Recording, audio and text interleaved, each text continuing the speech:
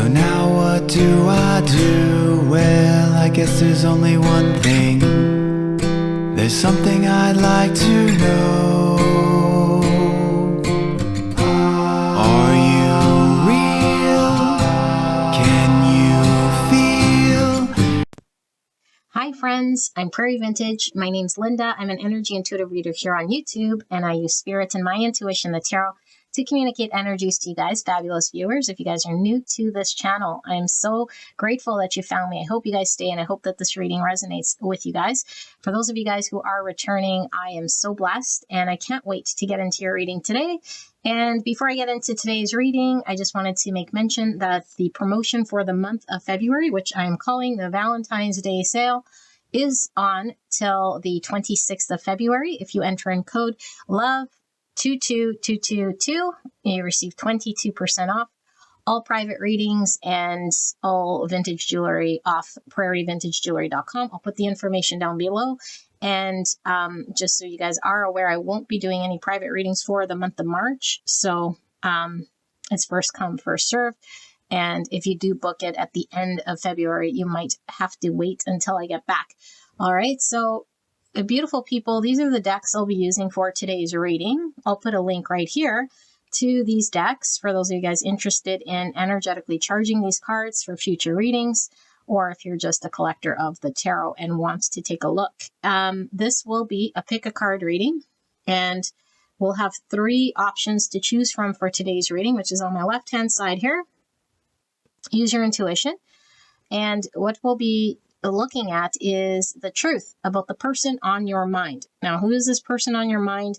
Hopefully it's the person that you're thinking of, but I don't guarantee you that that's the person that always pulls through. Okay, my spirit team's got jokes, and sometimes the reading comes completely reverse, meaning it's your own energy. If that is the case, then go check out another pile. Your person could be in another pile. Maybe spirit wanted to communicate your own energy to you. Okay, there's always a reason why spirit's coming through the way spirit does.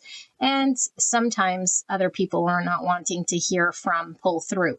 I don't select who it is. I just read energy, and it's generally the energy that's strongest in your energy field that pulls through. So it could be you, it could be the person you're thinking about, it could be somebody who's thinking about you. Okay, so just keep an open mind, but it should definitely sound like something you're experiencing or someone that you know. Otherwise, it might not be your pile. Okay, so like I said, it is a pick a card. And for option number 1, we have the Final Rose Tarot. For option number 2, we have the Tarot Obscuro. And for option number 3, we have the Dame Darcy Mermaid Tarot. So sit with these 3 piles or 3 decks and take as long as you need. If you feel stuck, close your eyes, open your eyes, whichever one you're drawn to will most likely be your deck. But if you don't feel it is right, go to another pile. All right. And like I said, if it's your own energy and you're not wanting to hear your own energy, then go to another pile, go to another reading. I have a lot of playlists, and there might be another reading that is resonating for you. All right. So I'll put the timestamps below, and I will see you guys at your pick.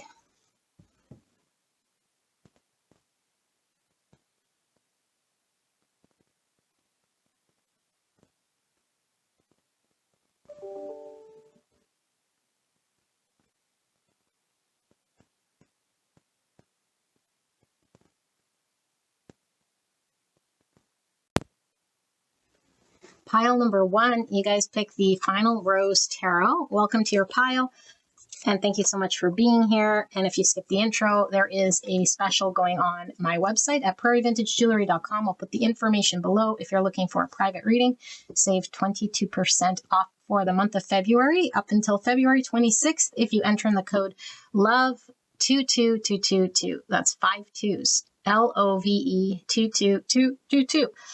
All right, so let's take a look at the person on your mind and what is the honest, absolute truth about this person. Okay, so this could be the truth that this person isn't aware of. Okay, they could be unconscious of this truth. This could be a truth that they're not sharing with you, that they're fully conscious of. I don't know what we're going to see. In fact, the person on your mind might not even show up here. It might be your own energy. Okay, it might be someone you're not even expecting to hear from. So if you hear what you're not wanting to hear, then you can go to another pile. Okay, but I asked Spirit exactly that for pile 1, the person on pile 1's mind, person pile 1's coming here about. And what is the honest, absolute truth about this person? So I have pre-shuffled oracle cards. I've not looked at them. And we have your tarot deck here, which will pull shortly. But first I want to put the oracles out and then I will channel. You guys can skip ahead if you are wanting to skip ahead. Although I can't guarantee that the channeling isn't going to start as I lay these cards down. So we have their goodness with number 13. So we have some Scorpio and some Aries energy.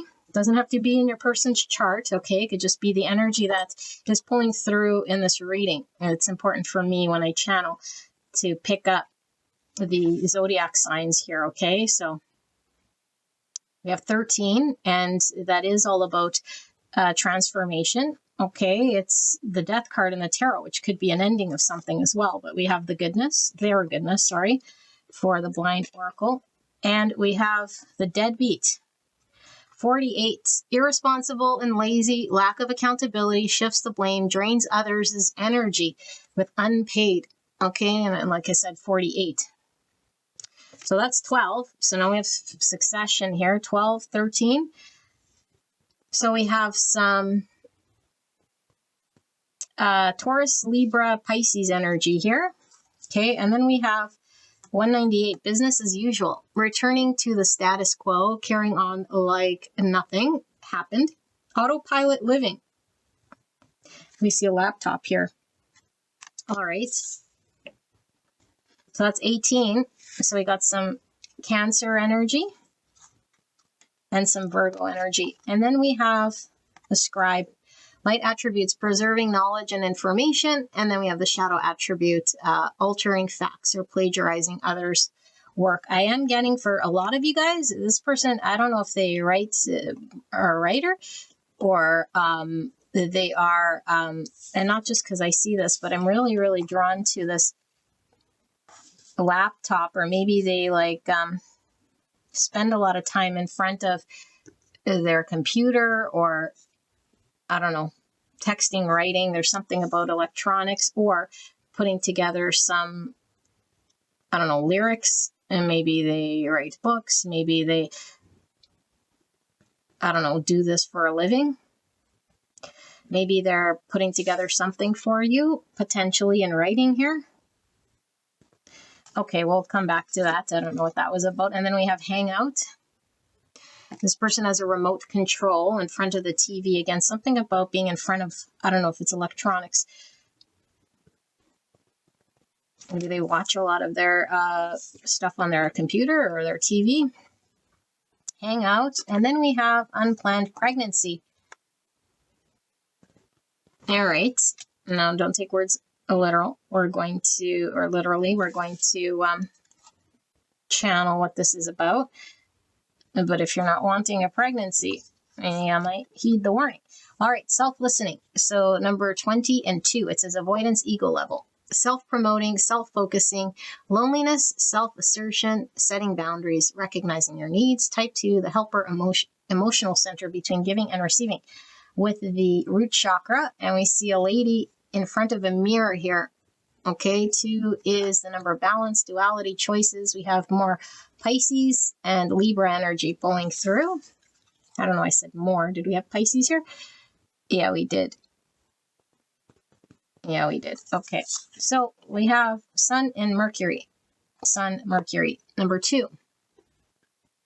So more 2s. 22 is a master number. Peacemaker, diplomacy, healthy, energetic boundaries, and divinely guided relationships, okay, with the 22. But like I said, 2s are all about balance, duality, and choices, all about partnership, contrast, polarity. We have Sun, which is masculine energy, okay, so some Leo. And then we have Mercury, which is the ruling planet for Virgo and Gemini. And you already had Virgo coming through here. Also something about the Mercury, which is this writing, speaking. Maybe it's something about communication. You know, maybe electronic communication, written communication. There's pictures here. There's listening with TV, everything. But yeah, and self-listening. I feel like there's something missing here in regards to actual voice communication. That's totally what I'm getting here. So your person might have a difficult time with words. Okay, but Sun and Mercury. So this is being able to clearly see one's own intention when it comes to what they want to say and clarity around their thought. Fascinating so far. Saturn and Chiron with 51. So we have some Capricorn and some Gemini. And Saturn is the ruling planet for Capricorn and Aquarius. Wow, okay. I'm getting that this person could be quite older too here. For some of you guys, like older in age is kind of what I'm feeling here, even though we have an unplanned pregnancy. Okay, and then we have make with all these hands. Okay, so make, creating something here. The stars are giving me Aquarius energy. Many attempts here. Just heard a doer. So again, there's something about doing, listening, putting together words, but maybe this is the thing, is like revealing their thoughts or through communication. Deadbeat. Interesting. Okay, girl with snake. Empath and narcissist paradigm. Being charmed or used. Enable boundaries. Okay. And we have 67 and 4 with relationship trap, stress level, idealization, embellish the situation, deluding oneself, illusions, dream, exaltation, being unrealistic about, type 4, the individualist emotional center between lack and abundance. So some Aries and some Scorpio energy pulling through with the 4. Some divine masculine coming through at the 4, because that is the card of the Emperor, and we have the Sun here, which is divine masculine energy as well. But we do have the girl with the snake here. Self-promoting, exaltation. Now, deluding oneself, self-focusing, empath and narcissist. And this could be the dynamic that's going on here. Okay, and then we have 82 and 1. A mystical experience, growth level. Liberty, liberation from limits, high mind intuition, letting go, ethical alignment, deep inner peace, grace, and forgiveness. Type 1, the perfectionist, instinctive center between control and letting go. With the silver here, okay, and I usually read the silver as like the lower self, or like the version of us that we're sort of conscious of. Okay, and then 1 is pulling through with Aquarius and Virgo, Gemini energy. So it's also for new beginnings here. Okay, an opportunity. We had 13, which was the end of something. So we had the end, and then we have the beginning, and everything sort of in between here. Okay, I am going to wait with the tarot, although I am very tempted. I'm going to wait with the tarot, and then I'm going to channel what this energy is, and you guys can skip ahead. But I don't feel that wand feels right. So let me slide this over and begin to channel what this is about.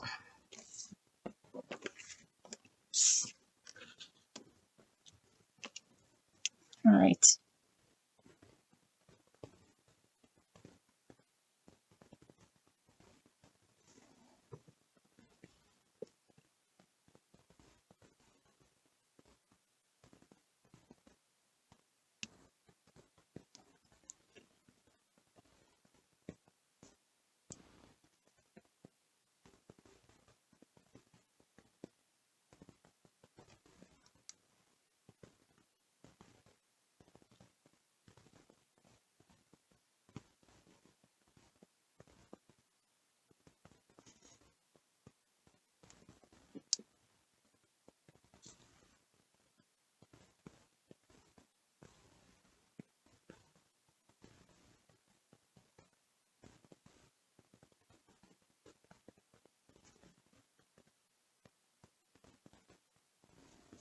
Okay, beautiful pile number 1. I'm getting 2 energies here, and I'm pretty sure I know which one's your energy, but you apply it as you see fit here, okay? because I'm seeing a connection here between two people, and I'm seeing the dynamic that's going on between you and this person. If this is even your pile, okay, don't take it if it's not your message, but this is how I'm seeing it, especially here with this empath and this narcissist. Okay, I don't take words literally when I'm putting these cards down, but it's the energy overall that I'm sort of picking up. There is a dynamic going on between you, which I'll assume you're an empath, okay, and that your person is the narcissist in this reading, although I don't call anyone a narcissist, and we all have narcissistic tendencies, okay? All I see here is the person that you're dealing with here has something they're having to heal, okay? And they're having to heal this thing through this arrangement with you and this person. Usually when we see this type of an arrangement, there's either a soul contract, okay, meaning you've agreed, your soul has, whether your 3D body is in agreement or using free will to make these decisions is irrelevant. What I'm seeing here is a soul that's agreed to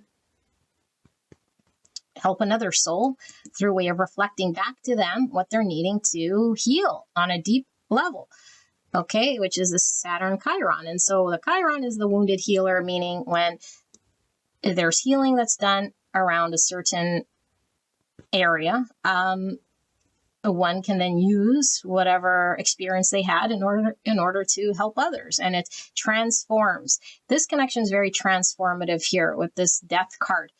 Okay, I feel like this dynamic is helping this person to transform throughout this engagement.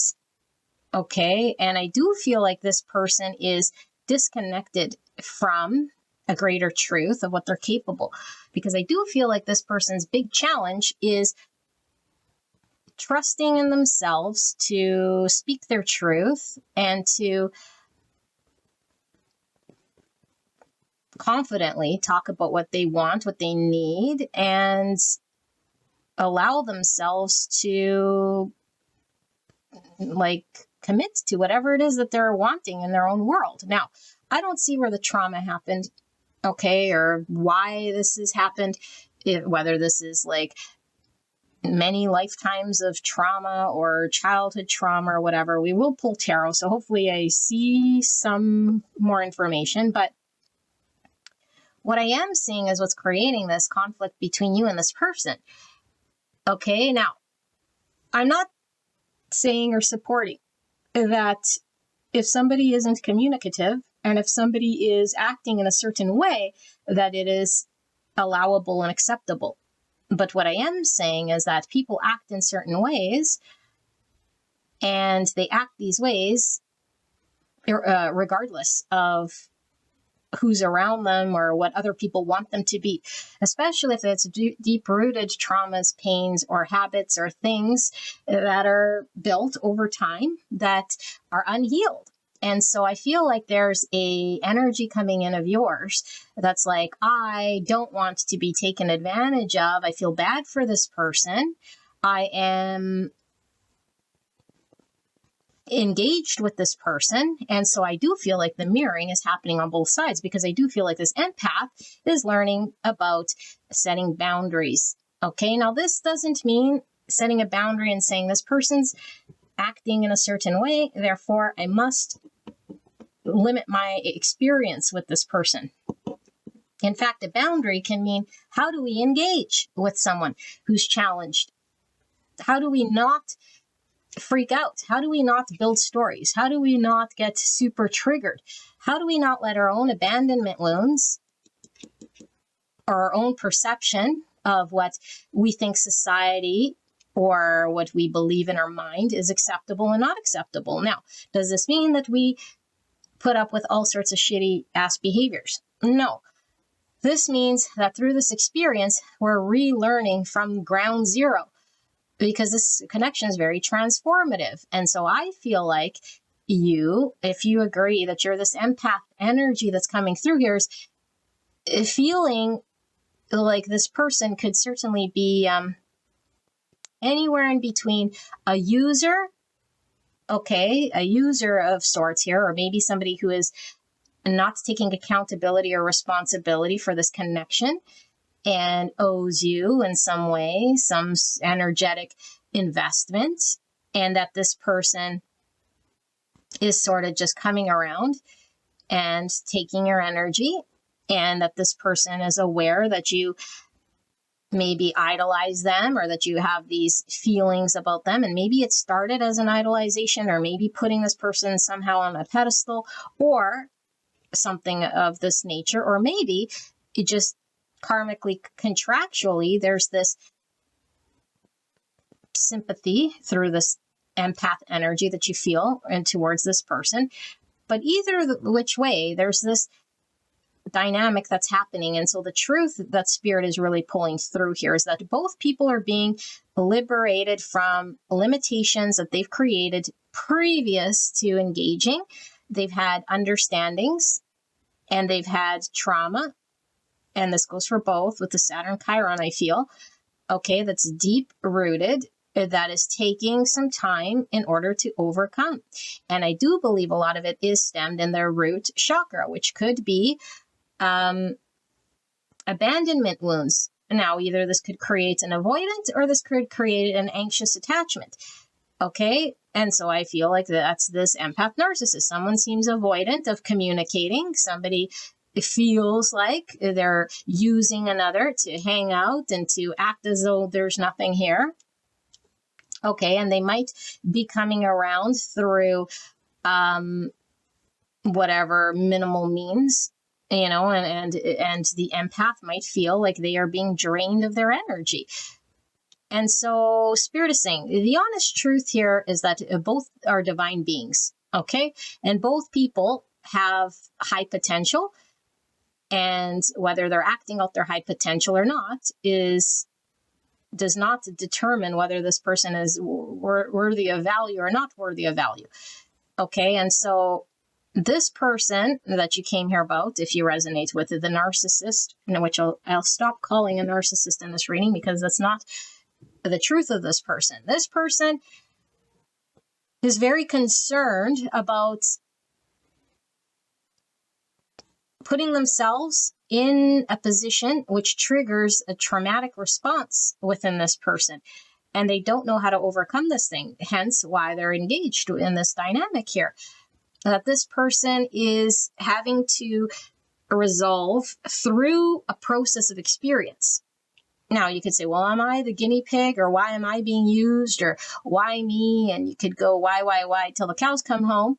Okay, what Spirit is clearly talking about, the mirror reflection, is being paid in kind to your side, which is learning about liberation from limits, learning about setting boundaries, and how we can work together in order to create something. Because I do feel like there is a future here for both these people to actually come together to create. And so this unplanned pregnancy, I really feel, is unexpected, that these two would create something in this world. I don't feel it's a baby, okay? Although if you're not wanting to get pregnant, you might not want to have unprotected intercourse here, okay? But I do feel this is really the honest truth here, is that these two people can actually create, if they learn how to overcome and work together, a future here, okay? And it's a future I feel that both are wanting with the star. But it's star, healing. This is a transformative connection. The narcissist, which I promise not to call, needs to heal the thing in which is creating this imbalance. And the empath, who is absolutely convinced that she is taken advantage of, or that she is in the right, okay, it needs to resolve and take a good look in the mirror, because both are on the exact same level here when it comes to trauma, when it comes to abandonment, when it comes to the root chakra. And so, however, this, I don't like calling it the narcissist here, you know, and we see even deadbeat here. I feel there's a lot of projection here from the empath. It's like, I was taken advantage of, or this person is unfair. This person has to take accountability, you know, and it's like, no, they don't have to do anything here. This person has a need for them to heal in their own pace through an own means of whatever they agreed upon, them in spirit.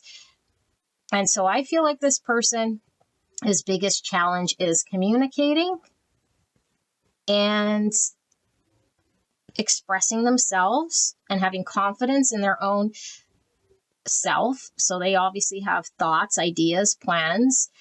And it's like this person is either lacking ambition, has stagnated in their life. This is why when I laid the cards out, I did feel like this could be somebody who is older in age, because I don't feel like Spirit is going to put this much energy or pressure on someone who's maybe in their 20s.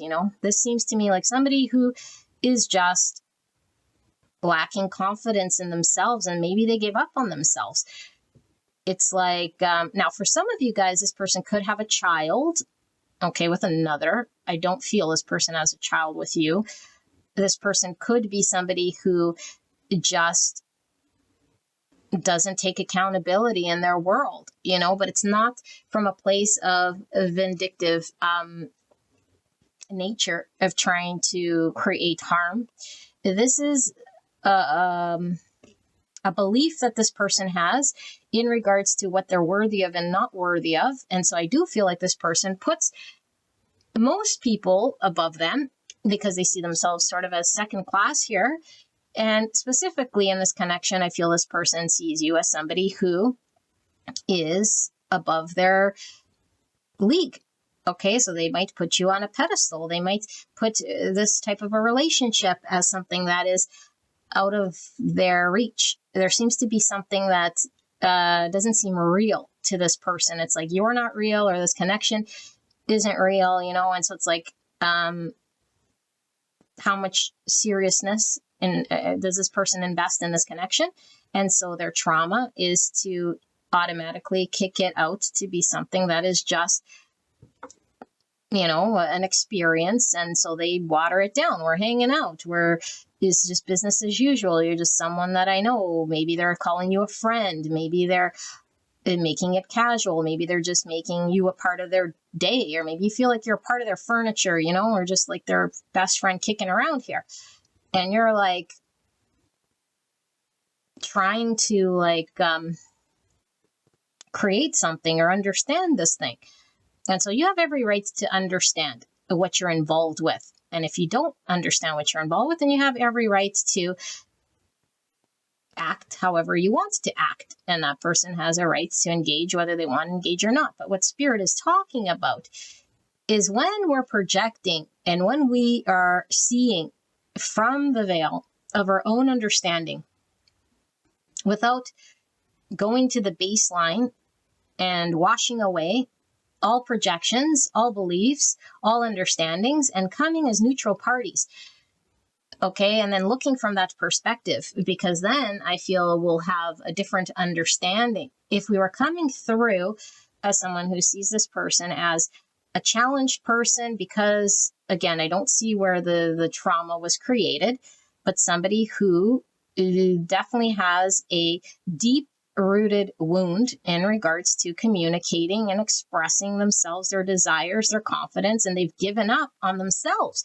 They haven't given up on you. They've given up on you and everything else, including themselves. Okay. And so someone who's going to give up on themselves is certainly not capable in their own mind to step up and create something for you in this future. And so they're not living for you. They're not even living for themselves here. Okay. So I feel like this person is good at mirroring back to you and repeating back to you and essentially reflecting back to you what it is that you're needing to see. And I think that's the extent of what's happening here, and so on the grand scale, or I guess eventually, or wherever Spirit is sort of showing, is like this person's wounding and this person's trauma and this person's value and all of this stuff is still unfolding in front of this person.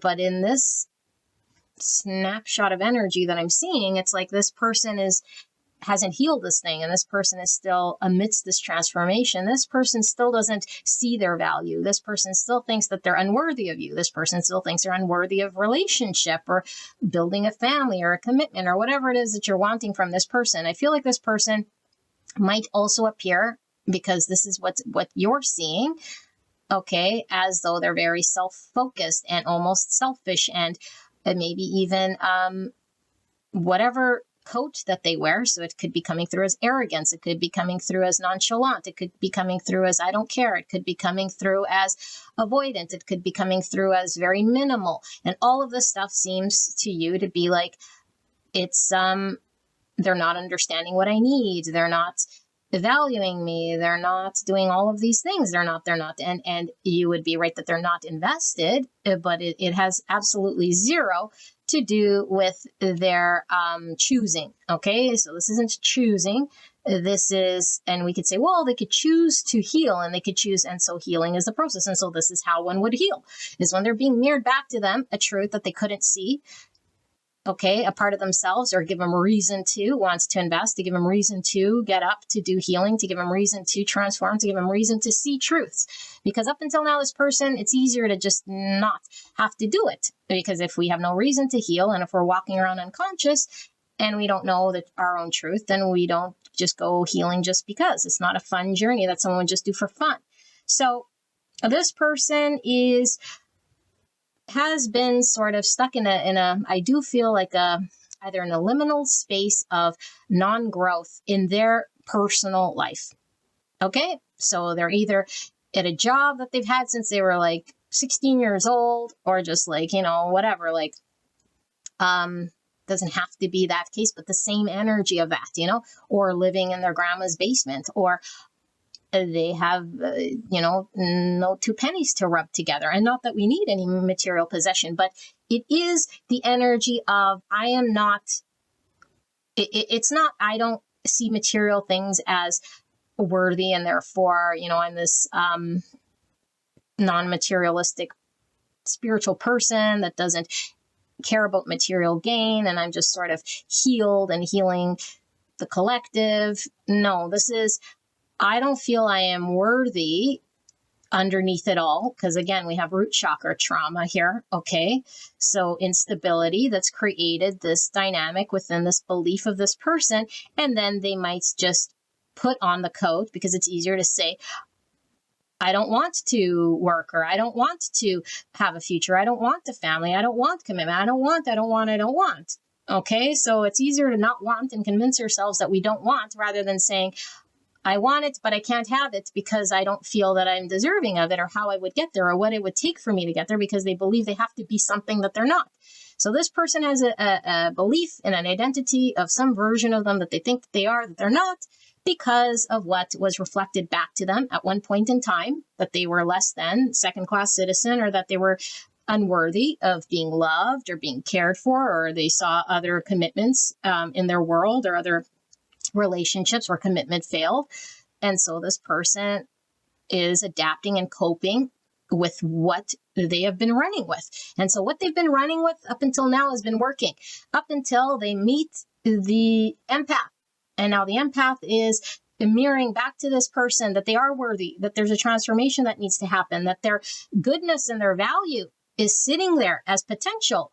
And so this person is due in this lifetime to take a look at this and use their free will and conscious choice when they see it to either build upon it, create with it, speak their truth, or say, I see my truth and I'm confident to speak it, but I'd rather not do anything, which I doubt. Okay, because no one would choose to be sort of drifting in a liminal space, or choose to be like alone or lonely. Okay, because there is something here about being alone or lonely or unconnected with. And so if this person's been unconnected with, we are, as humans, we want connection. And so of course this person connects with you, okay, in a way here that I feel might be very surface. It might be feeling superficial, but to them, it's their lifeline. To them, it's something here that they feel is all that they're sort of worthy of here. And to you, if I'm reading this energy right, it's like,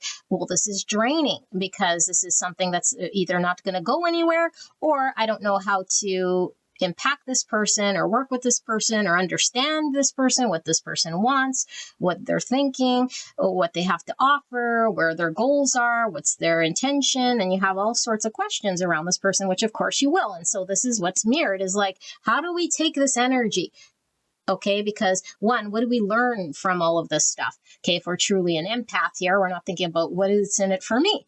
An empath would truly say, I feel for other who has trauma. And also, I must understand that I have something potentially if I am feeling triggered at any point, because there's no doubt in my mind here that this empath also is getting very triggered by her own sort of understanding of what's being reflected back to her, which is a projection and an untruth. And so she runs with this. Okay. And so I feel like there is unrealistic understandings of each other, unrealistic understanding of this connection. And so therefore Spirit is saying there's an unrealistic understanding of where this connection could go, because I feel like this connection could go the distance and could be very healing. But both people are coming from, let me see how I can heal myself. Let me see what's reflected to me. Okay, because if both people were looking at it, let me see how I could see myself in this dynamic, how I could see my own shadow, how I could see my own wounding or whatever, my abandonment wounds, or if I'm an anxious attachment, or if I'm an avoidant, or if I have triggers that come based on how this person responds and how I react and how I engage. And if I see and I'm very conscious of this, then I start to reveal certain things about myself that I can also heal.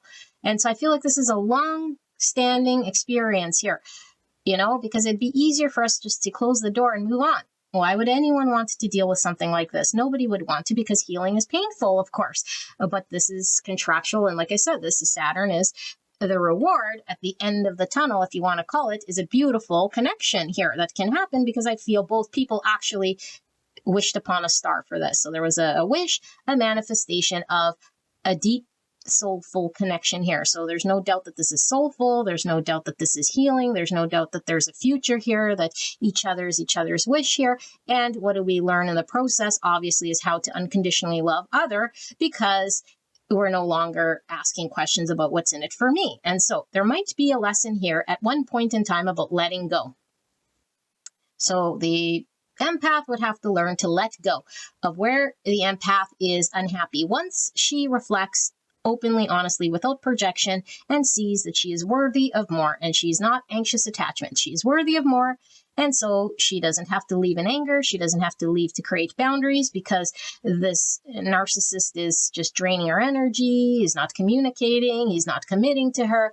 What she will do, though, is say, I know that I am wanting what I want, not through an egoic understanding, not through a hierophant, and not through running blind, but through actually experiencing what Spirit wants me to experience until it's revealed to me, because this is a revealing connection of enlightenment and truth. Okay, so we must work beyond our ego. We must open the heart space, and then we must truly come from the place of unconditional, honest truth before we can call it free will. Otherwise, it's just the ego acting, running away and creating boundaries, saying, I want what I want. I want this and I want that, and I want to be 6 foot, and I also want $1 million. It's not going to happen. And so the I wants don't really matter until we have free will and conscious choice to see beyond our own triggers, shadows, and wounding. And so there is this lesson of sorts that the empath, okay, I hate using the titles like I say here, but just to keep it straight, is learning to come to a natural conclusion of letting the connection go, to choose herself and what it is that she truly feels is fulfilling for her, to find deep inner peace through grace and through forgiveness and compassion. And on the other end, okay, the narcissist or the selfish person, or the person who seems self-focused, is going to have to see their own value. And unfortunately, sometimes it's through a loss, losing someone who they might have put on a pedestal, but it doesn't have to be through a loss. It could just be through the mere reflection of the engagement. And so this is why it's important that this empath goes through the spiritual process, because this feels very spiritual, of seeing through the ego, seeing through the shadow, and shedding the light, so that there's conscious awareness, because this is bringing light to the connection. And that length of time that only Spirit knows with Saturn, however long it takes for the narcissist to be able to see this. Because if The empath pulls away too early. She's upset. She wants commitments. There's ultimatums, and she's gone. And now she's not learned nothing about deep inner peace and what it means to have grace and forgiveness and unconditional love. She just knows what it is that she wants out of the ego. And what did the narcissist learn? Absolutely nothing, and has gone back to the drawing board being this, I have no ambition and I don't really care about anything, including myself. So this is all about how much investment and how do we work together and how do we get to the finish line without throwing each other under the bus, and knowing that we both have wounds, that we both have stuff here that we're working through, that this feels very uncomfortable for both of us, and both of us totally have the end goal in mind, which I do feel is a deep, rewarding relationship full of love here, regardless if there's fear. Okay, because there could be fear from the avoidant to commit or to fall or to speak some sort of truth here. Okay, but there's no doubt that the avoidant, which I'm calling the narcissist here, has deep, profound attachment here. Okay, because there's something very spiritual that's happening and unfolding here during this deep, transformative relationship. And so there's a lot that has to fall away for both of them. Okay, before the new version of them can emerge. And so we're having to see between this contrast, and that's how we're getting the twos. So 22, like I said, is a master number. It's divinely guided relationship. So no doubt this is spiritual in nature, being divinely guided, orchestrated to come together. But 22 is also about healthy, energetic boundaries, okay, which is setting boundaries, because I feel it's on both sides. Okay, because boundaries don't necessarily mean to keep things out so much as it is, how do I engage with healthy understanding without overgiving or without getting upset and cutting something off. And so an avoidant can run away and could cut someone out before they've even invested out of fear. And so that's not a healthy boundary. And so the boundary itself is, how do I engage? Okay, that's when I'm saying boundary, because there's too much of this boundary. Okay, even boundaries is coming through here, of not understanding what is going to help the health of a connection. And there's too much of a throwing up a boundary. Now, if we totally have trauma and we need the boundary, then we can do the boundary as long as we're fully aware that we're unhealed. Because when we're healed, there is no need to have a boundary unless someone's threatening you with a gun or a knife in an instance where you feel threatened for your life. So there's a need to understand how to work in a dynamic. And there's no doubt in my mind here that it's an engagement of two people that can engage together. And if they were healed, or if one was at least healed to see the other's trauma and vice versa, there would be a different dynamic. But both people are sort of blinded to their own trauma. They're not looking in the mirror. And so this is what the truth is the truth is the mirror is here in the other, and neither are looking in the mirror. Okay, so we're feeling the pain, we're feeling the disconnect, and we're blaming the other. And it's like, my feelings are real.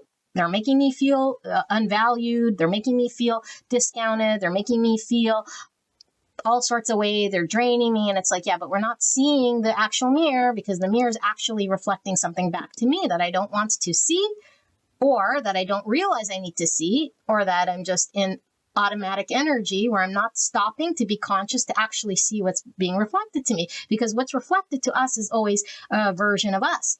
Other is always reflecting a version of us. That's the only thing we see out in the world, a reflection of us. We cannot see anything other than a reflection of us.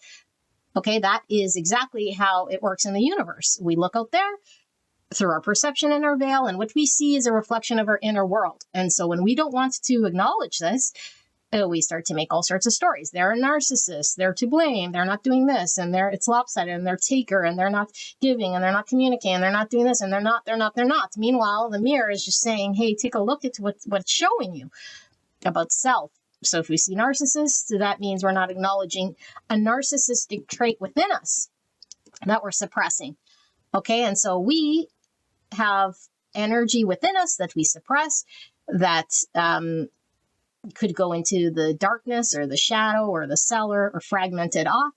And so the only reason why these connections come together is so we could see what is in our own shadow, whatever we've rejected, whatever we've didn't allow to come up.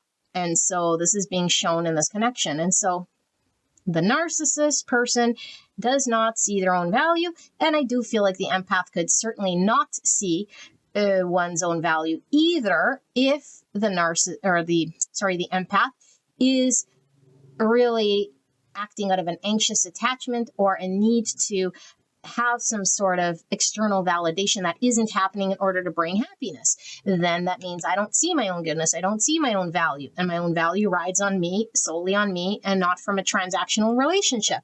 That I could be whole and complete and not need other to say or do or commit or do anything here.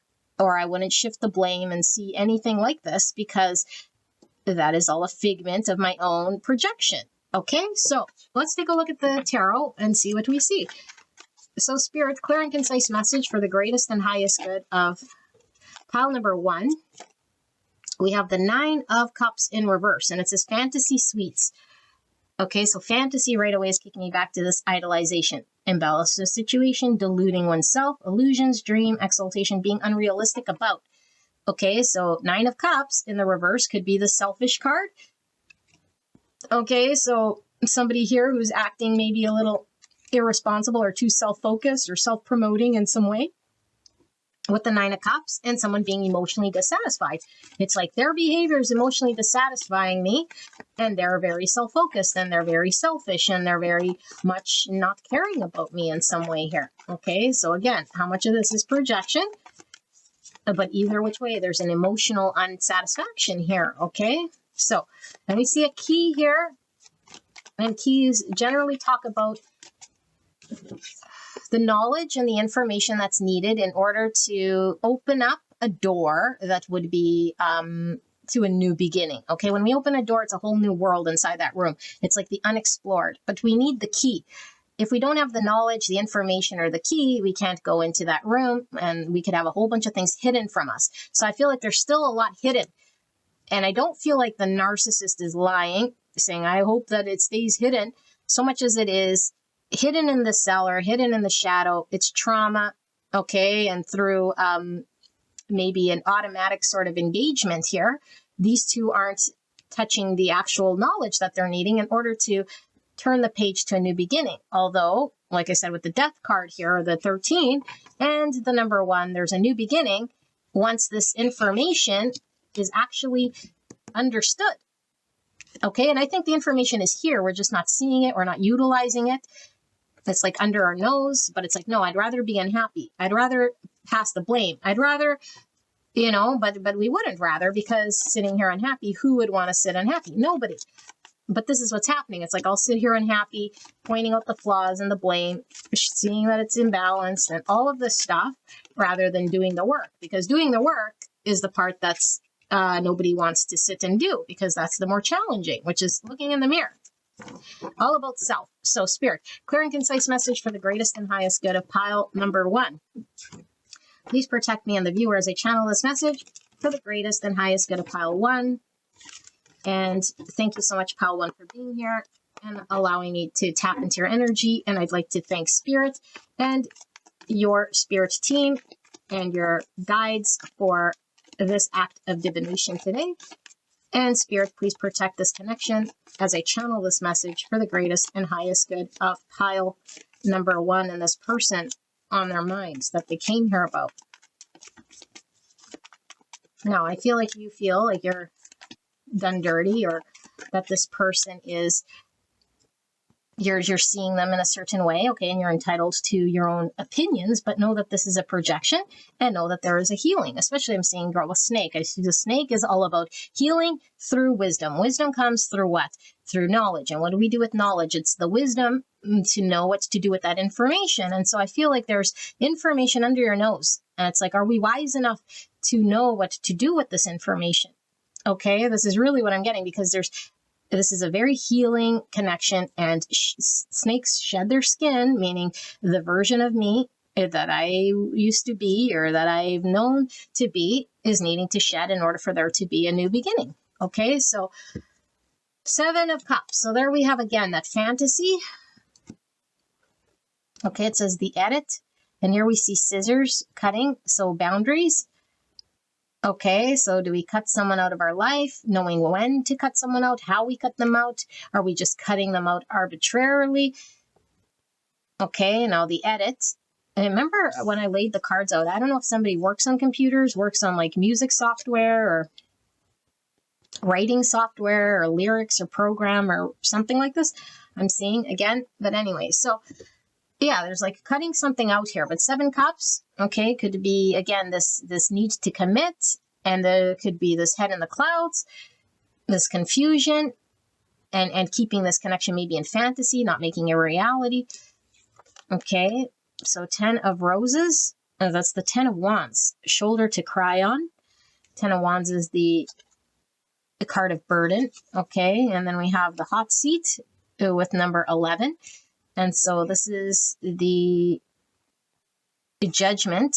No, I'm sorry, justice in this deck with the hot seat. And then we have the leap of faith in the reverse, and it's the 8 of wands. Like I said, the block in communication here, okay? And this justice is really coming through as this karmic thing that is being put together here in order for there to be a healing in regards to a communication. Okay, like I really feel like the narcissist has a challenge here with the communication. I'm seeing a bat. Bats are all about intuition. So again, there could be a block when it comes to guiding intuitively. And here the bat has a big heart. So it's like, how do I intuit what's going on here is through the heart space, because the heart never lies. The heart is always about grace and forgiveness. Okay, so look at this, even says high mind intuition. So the high mind intuition would be what? Through the wisdom. Okay, so there's a need to learn something here karmically in order to navigate and intuit through this. And I feel like there's a lot of emotional dissatisfaction and there's a block to communication. And I feel this is the burden that we're carrying. And burdens don't have to be carried. They're best put down. We don't have to carry a 10 wands of burden, okay? But I feel like this is where the disappointment is here. And I'm really focused on this disappointment here. And so we might be like unnecessarily like cutting off what we're needing to sort of explore and understand and work with the edit. You know, an edit means I'm there making edits. I'm working with what's there. I'm not saying, oh, it's all trash. I'm just going to go to another thing, you know, write another book or do another thing. It's like you're being called to edit this connection in a way that's functioning. Okay, keep it chill in the reverse. And so again, there's this lack of balance because I do feel like it's, again, this I'm being drained, this person's a taker, it feels like it's out of balance, and Spirit's saying this is being healed. This understanding of the lack of balance is like this by design. There's a need to understand why it's out of balance. There's a need to heal and to understand what balance looks like by not overgiving and into it with the heart. Okay, so right now I feel like there is this lack of balance, and like I said, divinely guided relationship with the temperance here, the angel card. So you're being divinely guided here to resolve and edit whatever this connection is looking like. Okay, so the cocktail party, and this is the star card in reverse. Aquarius energy, Sagittarius energy, and Libra energy. And I'm also getting some Pisces here with the bat. And I'm also getting some Aquarius with the leap of faith, which I'm getting Fool energy. So this star energy, okay, I was really getting Aquarius star. The star is in reverse. It's like losing hope. And so here's the ultimate message, and the truth is, okay, whether you like to hear it or not like to hear, this is exactly how it's coming through. There's healing that needs to happen. Both are healing cards.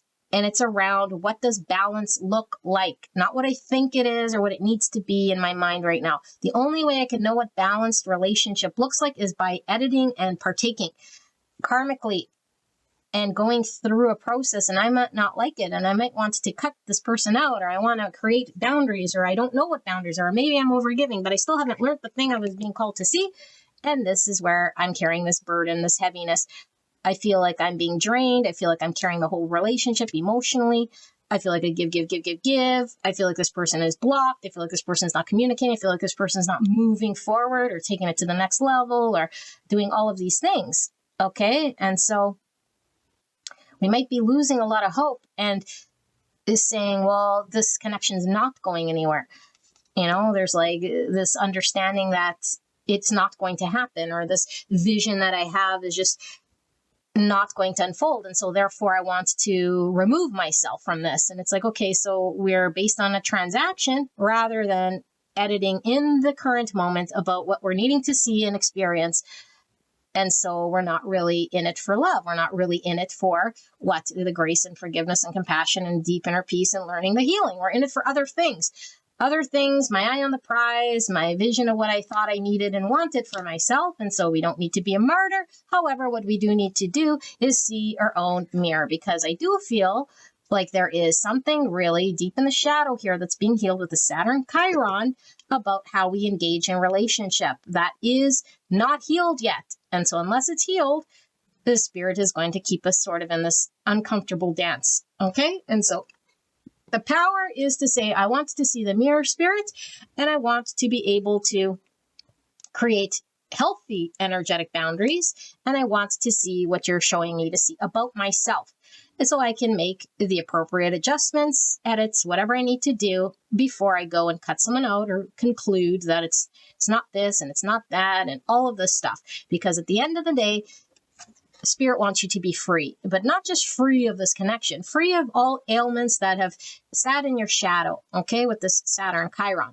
And so this is finding a deep inner peace with oneself. This is learning what grace and forgiveness looks like. This is letting go of anything that is creating tension and heaviness in a very peaceful, loving, kind way. This is learning how to use the intuition from the heart and how to navigate and how to liberate oneself from limitations, illusions, projections. At the end of the day, that is what this experience is about, karmically agreed between two people. Whether we want to agree to it or see it or use our free will for it is irrelevant, because the soul chose to have this experience, because again, very karmically, soulfully tied here, okay? And so what's the result? Healing, and the result is a beautiful connection if two people learn to consciously engage with each other long enough for there to be cooperation on both sides to create this future.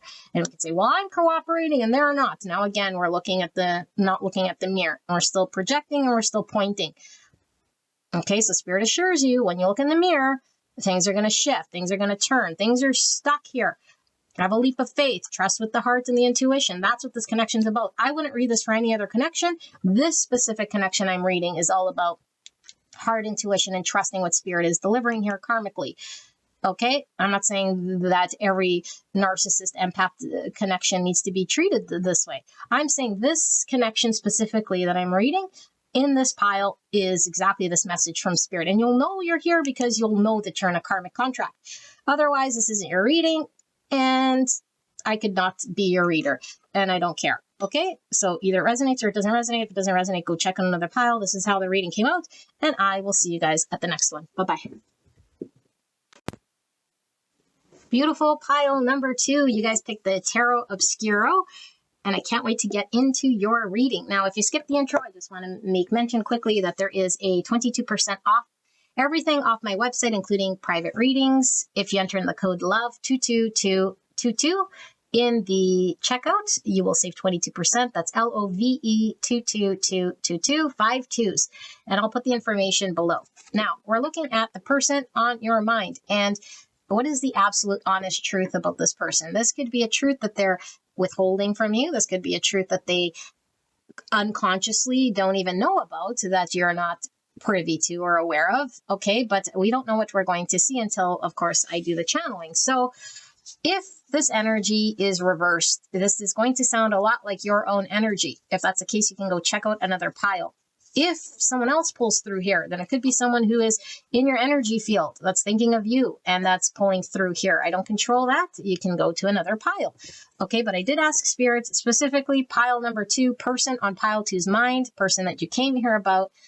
what is the honest, absolute truth about this person? Let's see what we see. Okay, so let's lay out the cards first. I have pre-shuffled oracle cards. I've not looked at them. And then we'll do the tarot. So we have scarcity with 48.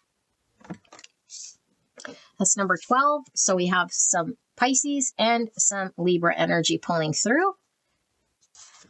And then we have Peter Pan syndrome. Resist growing up, fear of aging, avoids responsibility, commitment, or emotional maturity with 190. Okay, or that's the number 10. And 10 is all about endings, completions, transformation. Okay, but it's also 1, which is new beginnings and potential here. So I do feel there's a lot of potential here with this Peter Pan syndrome. Okay, interesting. So we have exit, time to move on, endings and closures, freedom and release, relief and escape, rebirth choices, 29, or the number 11, it says get out. All right. 11's a master number, divine inspiration, synchronicity, and the encouragement to keep going, although this says time to move on. Now we had endings here and we had an ending here. Okay, so we'll see. If you guys want to skip ahead, I have timestamp below as well, okay? This is going to be for those who are developing their intuition. So we have child, orphan, light attributes, independence based on learning to go it alone, conquering fear of surviving. And then the shadow attributes is feelings of abandonment that stifle maturation, seeking inappropriate surrogate families. Alrighty then. And then we have unfinished business. Okay. And then we have fake with the Barbie doll looking like Marilyn Monroe. And then we have 71 and 8, collective plague stress level with the shadow here. Okay, with the black. So it says mafia, willingness to control, criminal, outlaw, dictator, gangster, compelling structure. Type 8, the challenger, instinctive center between strength and weakness. All right, so we have some Leo and some Aquarius energy. And then we have, and we also have some Scorpio here with the 10, okay, and some Leo. So we have 61, Uranus, Pluto, or the number 7, so some Cancer energy. So more Pluto here with the shadow. Uranus is the ruling planet for Aquarius. All right, and then we have anxiety. So it could be 9 swords energy here. But we have handcuffs, so we could be looking at some devil energy, which is Capricorn. We have some keys here. Some of you guys were pulled to pile 1. There might be a tie here, okay, for sure. It could be a connection here.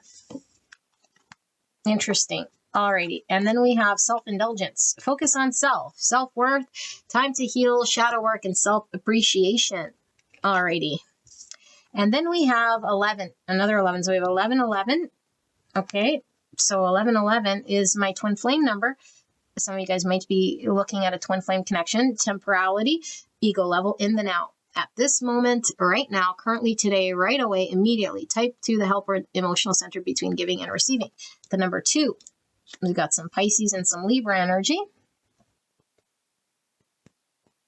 Okay, and then we have 37 and 1. And so some silver energy, which I like to call it the 3D self.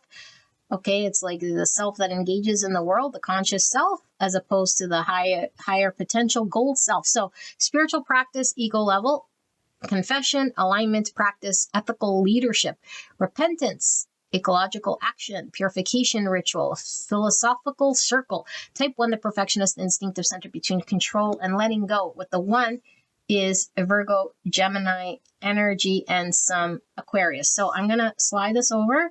I'm going to channel this energy, and you guys can go skip ahead, okay, on the timestamp to go straight away to your reading as I sit here with this energy. All right. Let me sit here with this.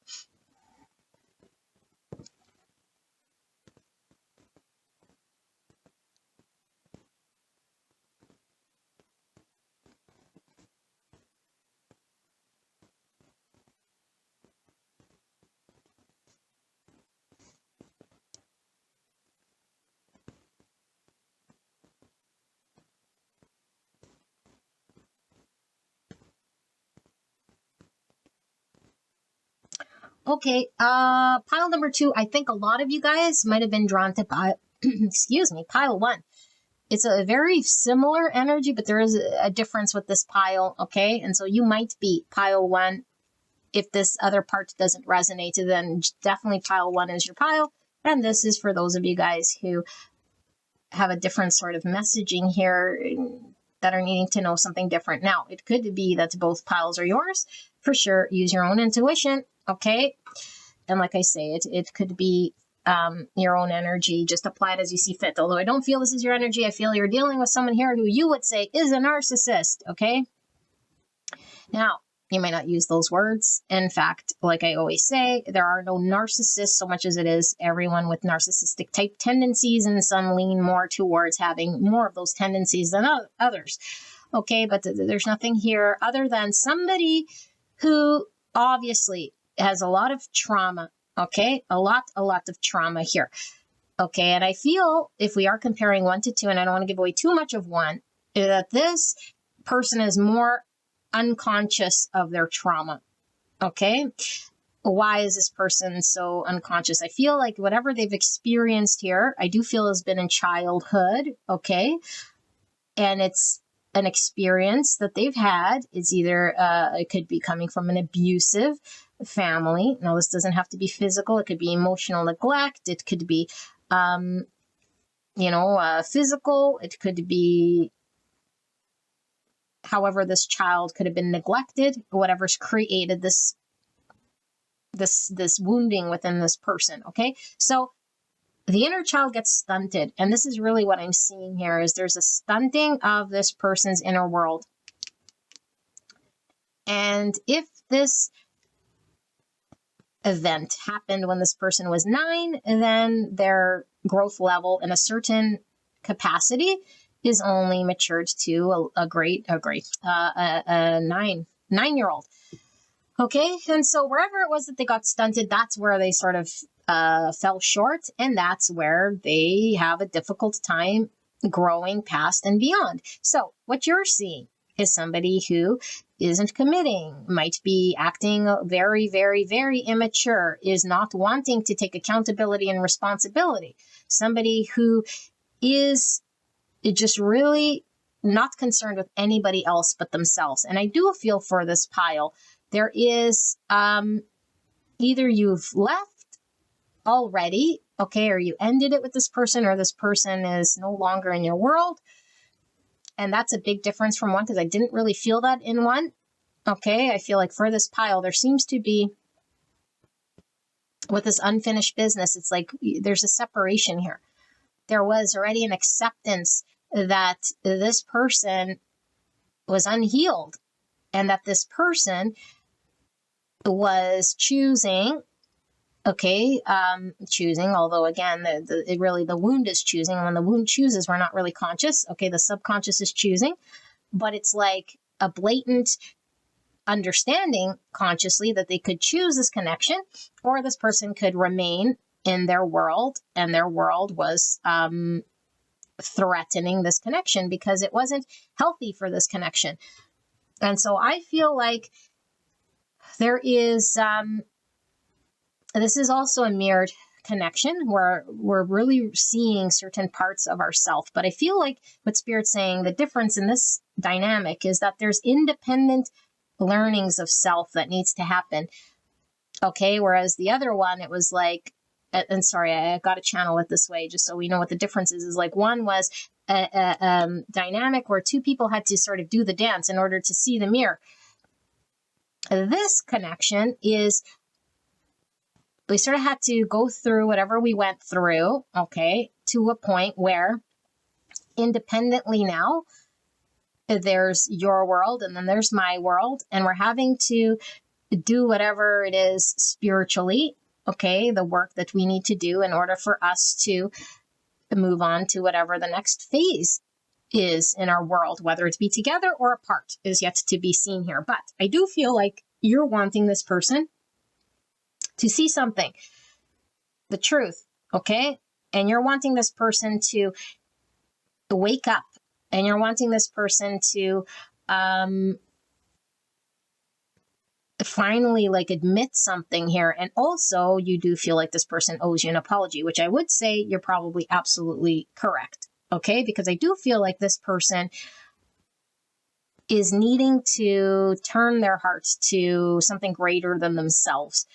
Okay. In order for them to heal, in order for them to move beyond whatever this challenge or this struggle is, in order to heal themselves. And I feel like this person is thrashing about however they can emotionally and everything else, okay, in order for them to just keep their illusion alive, the thing that protects them, the thing that keeps this person safe. Because the last thing this person wants to do is see the truth of their situation, because then this wounding comes up to the surface and then they'd have to deal with it.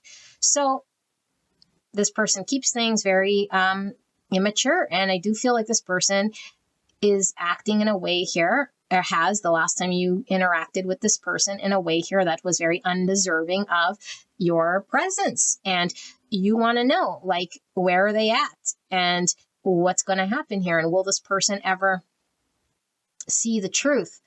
Will they ever understand the pain that they've caused me? Or will they ever understand, that they're actually in the dark about who they can be, and that they're actually wounded and they're actually doing all sorts of trauma to themselves by engaging in this charade, And so I feel like what Spirit is saying is that you might feel like things are unfinished, because I do feel like either you've experienced a lot of cycles with this person, or that there are cycles, the Spirit's showing, and hopefully we get more clarity with the tarot, more cycles, and this is happening in stages. Okay, and so this person would have to reach a certain milestone in order to get to the next stage of development. And if this person hasn't reached that stage of development, then we sort of leave them to their own devices. And so we might feel very handcuffed to a situation here. Okay, but Spirit is wanting us to kick it back to self. Now, this is the common message from one, because there's always stuff that could be reflected in our own world, healing that we can do in our own world. And so if this is a spiritual connection, which is generally what I read for, and there's stagnancy and there's stuckness, it is truly because in a divine union, when one person is stagnant, the other one is stagnant. And generally when one person's moving, the other one moves with them.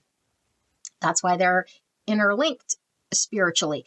All right, because if they were interlinked spiritually and one moves, it doesn't make sense. Then there is no tethering, there is no agreement here. Okay, and so I feel like there is something about both people sort of being tethered or stuck in their own world.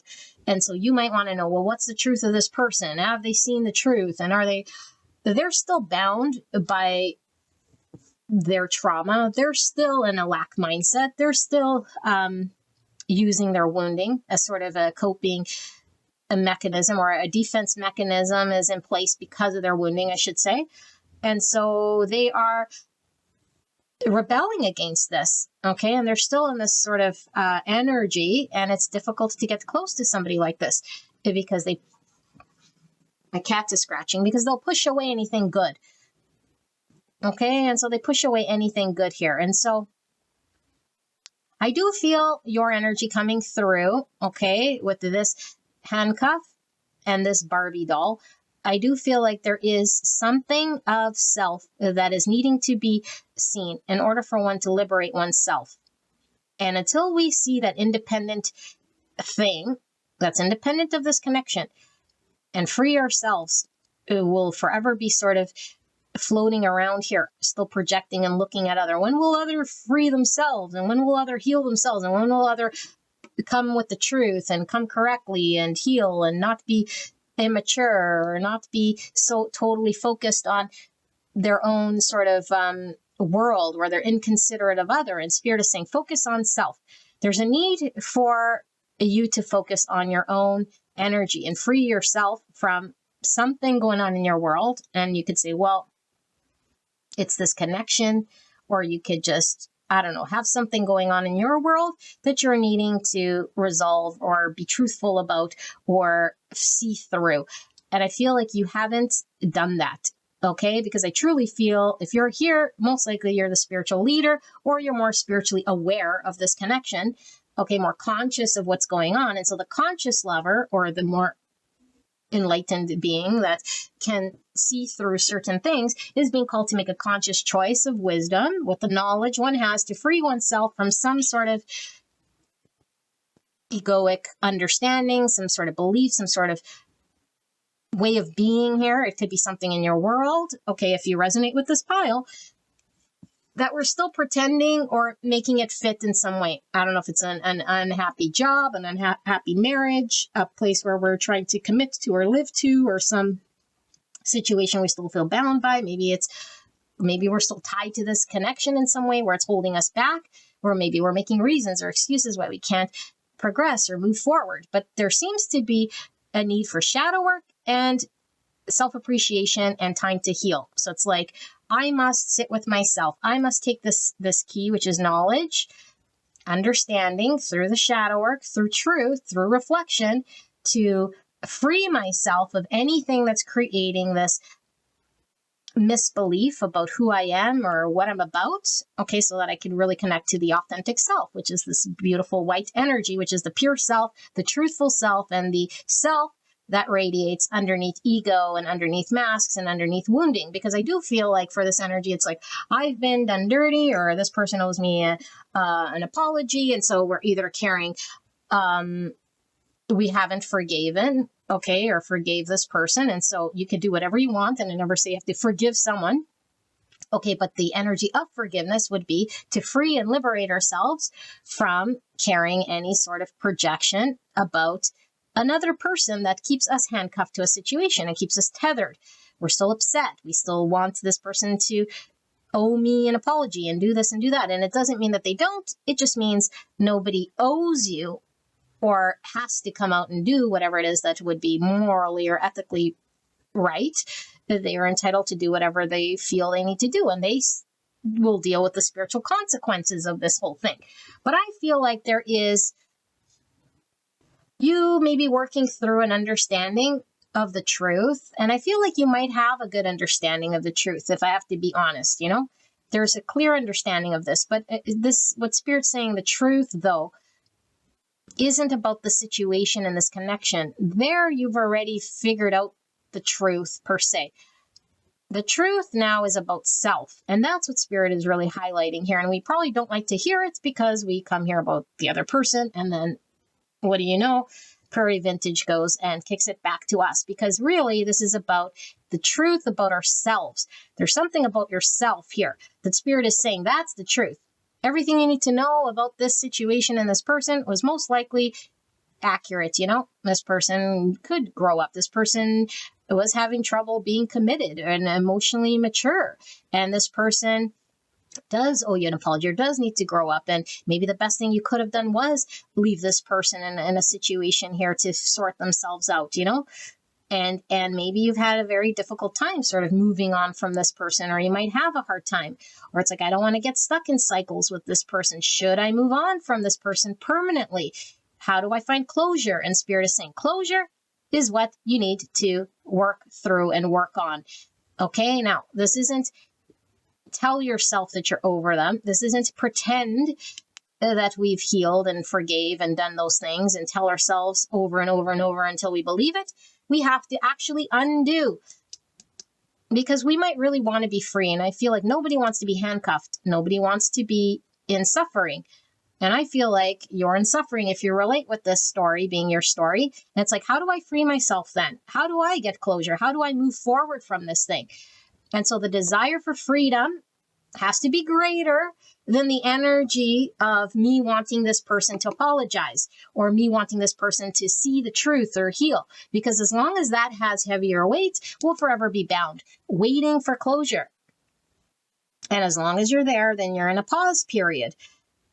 And Spirit is saying it is actually time to move on with your energy. Doesn't mean that you can say, well, it's never going to happen, or this person will never see the light, or karma will never take place. That's not what Spirit is saying. Spirit is saying whatever is being shown to you and whatever experience was presented to you was a divine blessing, no matter how screwed up it might have felt. A divine blessing. Why? Because it's freeing me. And it's going to free me, not just from this connection, but free me for the rest of my life, because I will connect to something that's very pure, that I had to be forced to sit with and see and connect to, that nobody could take away from me. Nobody. Never. Not now and not in the future. But until I connect to that thing, I'm going to forever sort of be bound by situations like this, or fall into situations where people might be taking advantage of me.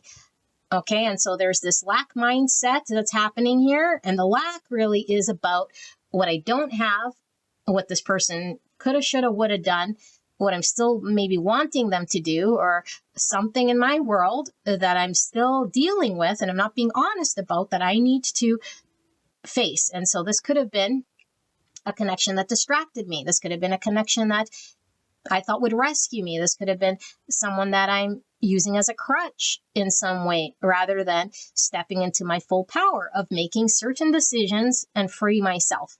That is what Spirit's coming through with, okay? It's very challenging here, but how do we do this? It's being in the present moment with reality and what is. Not what I want it to be, not what I wish it would look like, okay? Not what I think is the truth of what it needs to be, but really, what is it? Okay, and we might not see what it truly is when we're wounded and hurt and have all sorts of heavy desires for it to be something else. Because when we have heavy desire, we start to project what we would rather see, or what we are seeing that we don't like. It's like, I'm not seeing what I want. I'm not seeing what I like. It's like, no, don't look at what you don't like. Be in the present moment, observing what is. And I feel like there's something in the present moment with what is in your current situation. And I don't know so much of how, I do feel it's personal to you, and I do feel it's in your world, but I feel very heavily why it's coming through in this reading is because it is connected to this connection. Because if this is a spiritual, soulful connection, your Peter Pan here, who's wounded, is going to be able to find his own key. I say him because it's my channel, and I could say he all day long. He's going to find his own key when you find your own key. Okay, so there's a need to sort of do what it is we're wanting other to do. Okay, because this is all about self and time to heal and move on. Okay, oops. So I'm going to take this into consideration, but we have the Judgment card. So what's the Judgment? Judgment is the full awakening, the realization, and it is this, it could even be this confession, okay? Because in the traditional tarot, it's like the angel is blowing the trumpet, and I think it's Gabriel, but blowing the trumpet, and all of the people are sort of rising up from their coffins, okay, and they're truly like being open and confessing all of their sins and all of their understandings.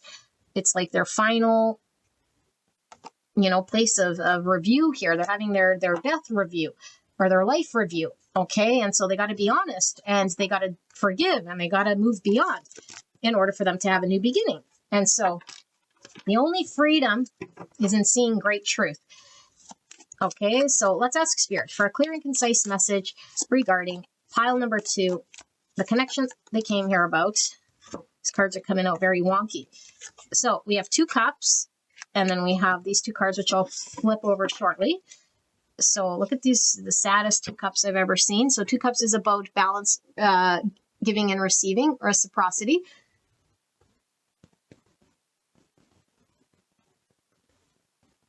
Okay, so let's keep going. Clear and concise message for the greatest and highest good of pile number 2. Please protect me and the viewer as I channel this message for the greatest and highest good of pile 2 and this connection. I'd like to take this time to thank your spirit guides and spirits and my spirits team for this act of divination. Thank you, spirits.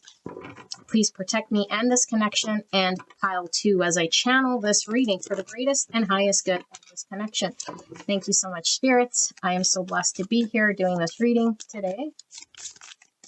And thank you, pile 2, for allowing me to tap into your energy, the energy around you at this time. Feel 2 here.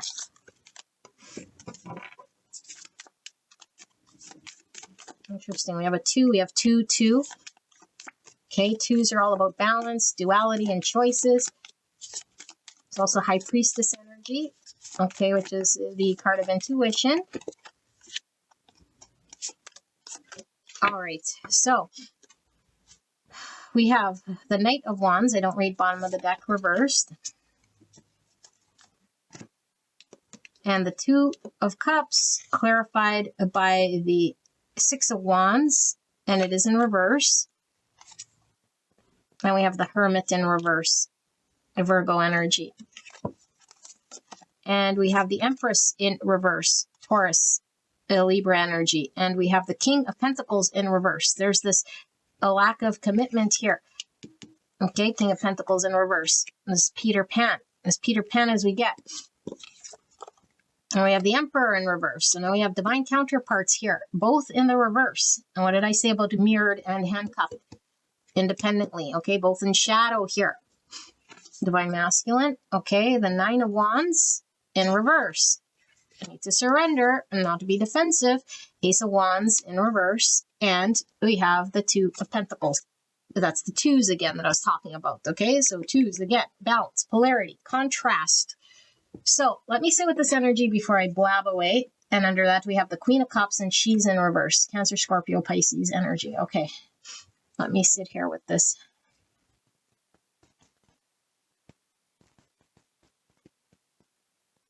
Okay, pile number 2, you're not going to like me, and that's fine, you know?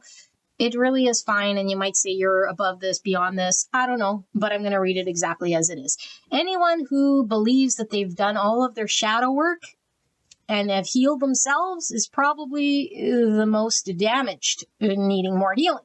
Because we all know we all need healing, and we're not perfect beings. Now, we don't need to be perfect, but we need to do whatever shadow work we're contractually obligated to do, that our soul has agreed to do in this lifetime. Okay, so there's something that's being revealed to you in regards to shadow work, healing, which is why you're challenged, suffering, and here at this channel. There is a need to really understand what unconditional love looks like, regardless if someone was in the wrong or how someone has behaved. Unconditional love has absolutely no conditions. This doesn't mean putting up and staying in a connection that's unhealthy. If that's our understanding, then for sure we need more shadow work, because we don't understand the concept of what unconditional love looks like. Forgiveness, compassion. Okay, and so there's a need to understand one's own self-worth, one's own ability to give and receive love from a healthy way, not what society says is healthy. Not 97% of relationships that are married and acting in a certain way, and it's transactional, special relationship, how that person makes me feel and how I make them feel. It's all about feelings that other people can give to us and what we give to other people. That's transaction. This is not what I'm talking about. I'm talking about a spiritual connection between a divine masculine and a divine feminine. Okay, and we also had the 1111 pull through when I laid your cards out. Okay, if you didn't sit through the card layout, which is talking about a twin flame connection. Whether you believe in it or don't believe in it, this is how I'm reading it. We have a divine feminine and a divine masculine that's being mirrored, both in shadow, both needing to heal themselves independently before they're able to come together in some form of agreement, which only spirit knows about. What does the come together look like? I don't know. It could be forever and a day together. It could be finding peace. It could be working together. It could be whatever spirit wants it to be. I don't know what the end game is here, because I don't see the end game, although I know we're in the midst of this spiritual journey. And I do feel like there is a need for surrender, a need to put down one's defenses, a need for us to do the hermit's journey. And not only, now, I do see there might be a couple of you guys here that have been doing the hermit's journey, okay, that have done the shadow work here. And maybe we're connected here to see, where's this person at? Where's this person at? This person is still in the middle of process of surrender. Now, for 99% of you guys, I feel you might feel you've done all of this reflecting and healing, but I feel like we're still a Queen of Cups in reverse, which means we're still don't understand how to love oneself. And if we don't know how to love oneself, we cannot love another. There's a block to love here. Okay, so I don't feel like you're this emperor. Okay, but if you are the emperor, it's the same thing. It's in the shadow. And so there's a block to showing up in a way that can create harmony in a relationship of two people here. Okay, so we didn't have success the first time. And I do feel like the Divine Empress most likely felt undervalued and underappreciated. Now, it could be the Emperor if it's flipped, because the gender doesn't matter so much, but it's the Empress energy, which I feel is you, whether you're male or female. And I feel like you feel done dirty by someone. You feel like somebody was acting in the shadow, which they were. Emperor in reverse, Peter Pan syndrome, King of Pentacles in reverse. I can't commit to this person because they're uncommittable, or they're not committing. They're irresponsible.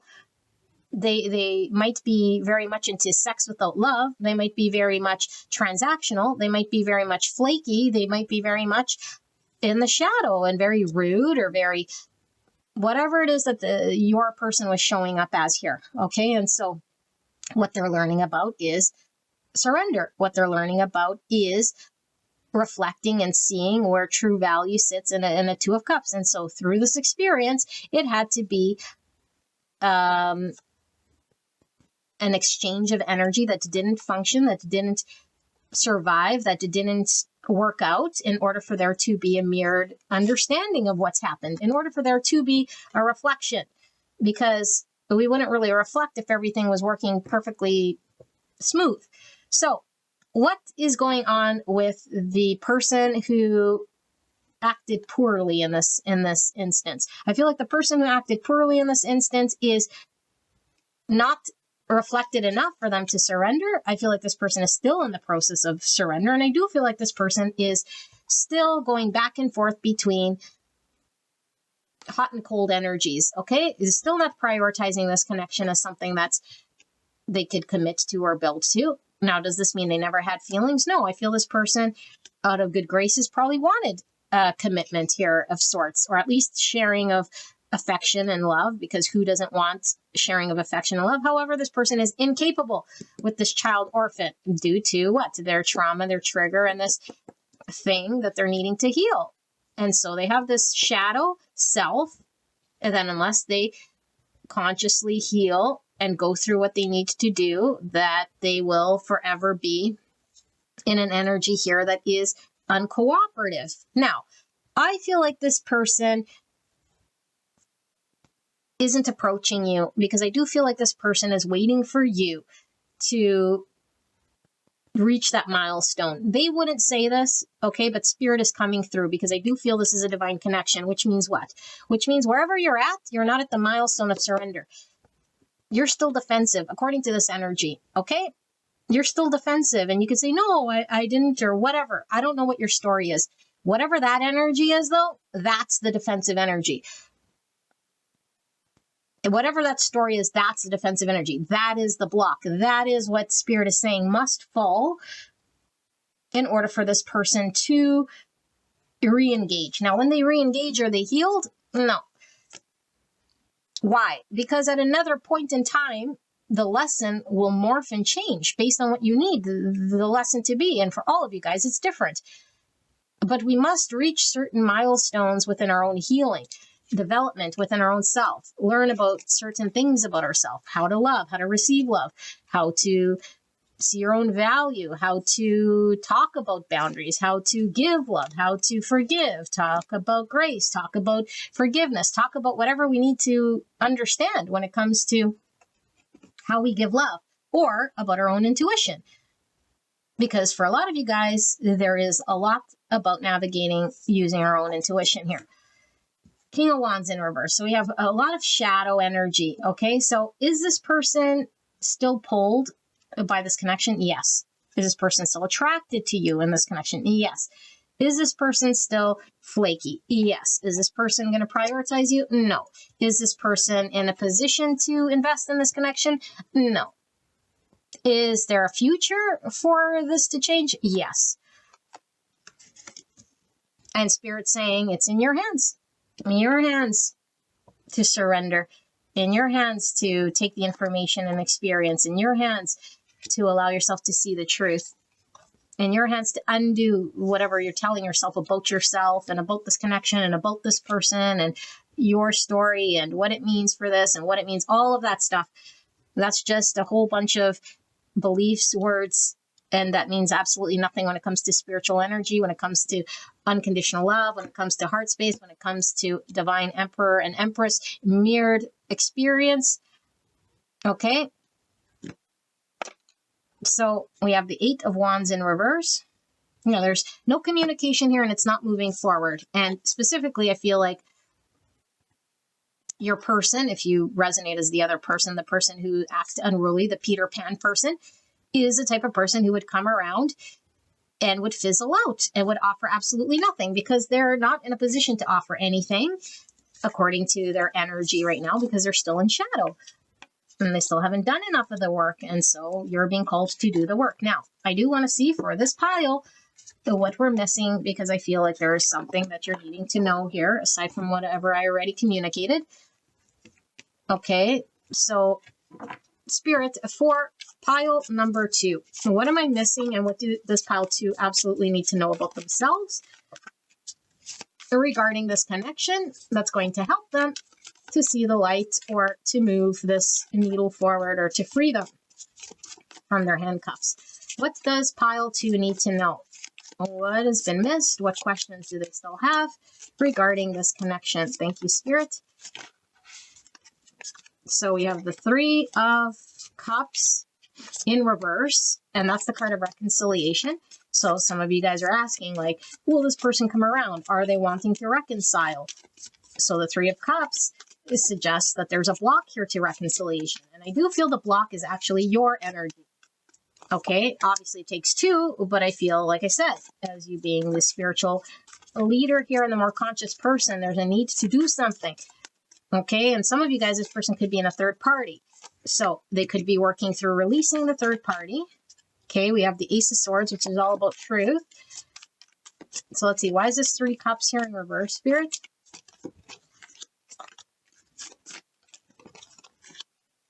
For pile number 2, what is the truth here that pile 2 is needing to know? 2 Pentacles, same card. Bottom of the deck.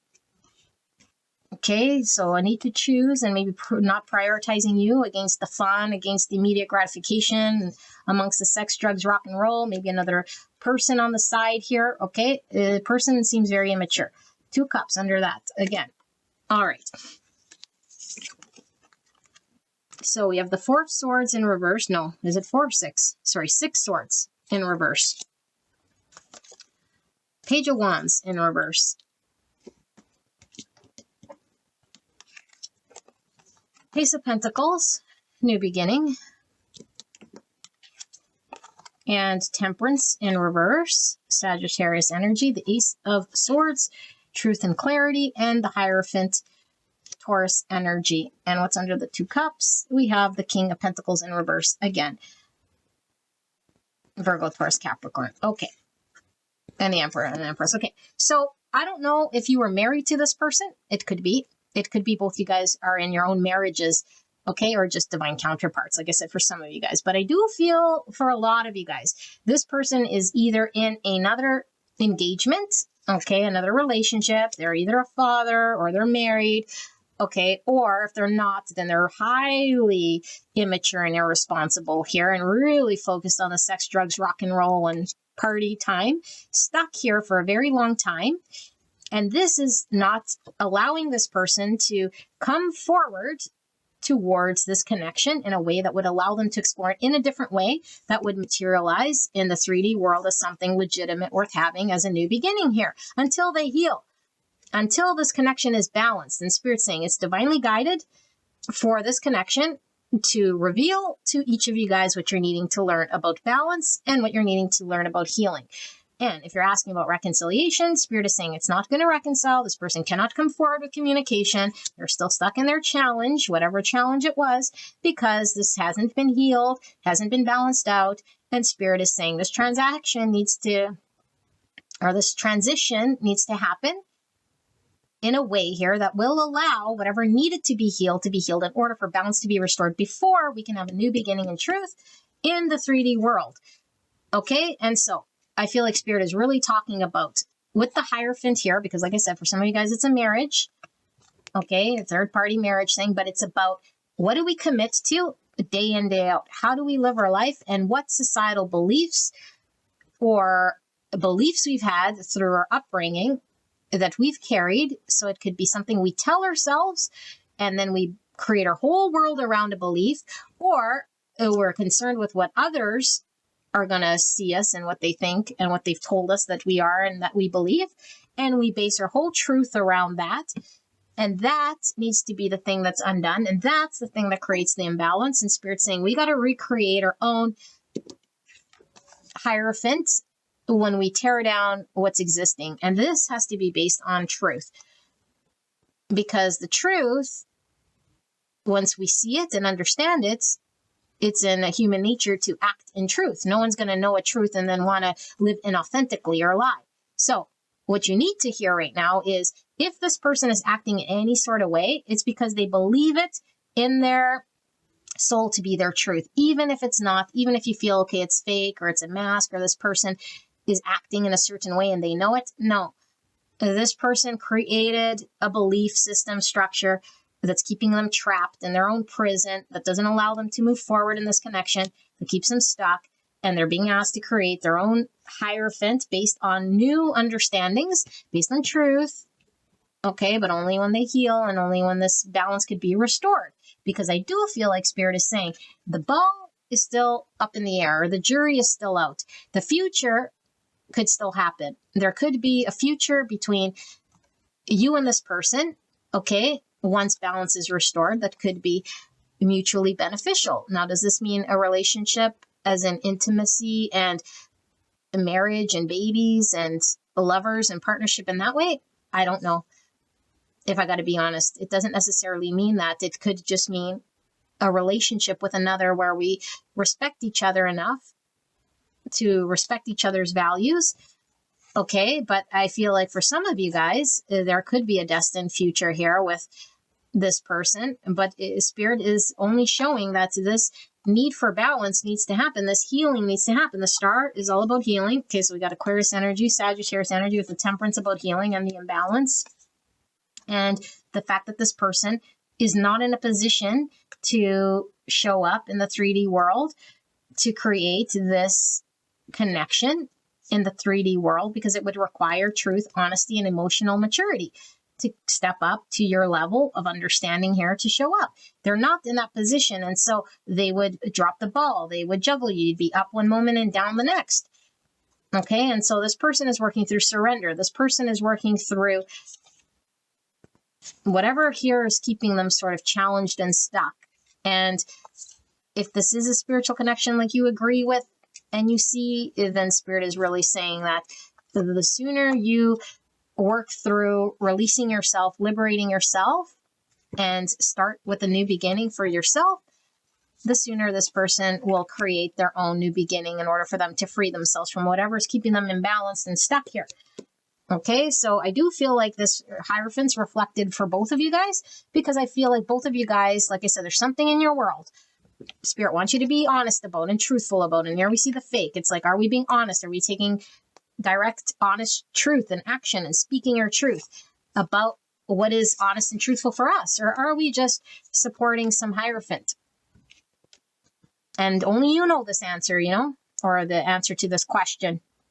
So I want to see, I'm going to ask Spirit, what's with this fake and what's with this anxiety? Okay, because I do feel that's where your energy was coming from here. And Spirit was really saying shadow work, self-appreciation, time to heal, focus on self, focus on self-worth. Okay, that's what Spirit was saying. So let's see, what's with this fake here?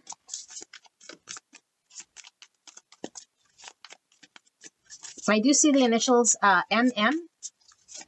Okay, but is someone's name could be M? Maybe it's Emily or Emma, E-M.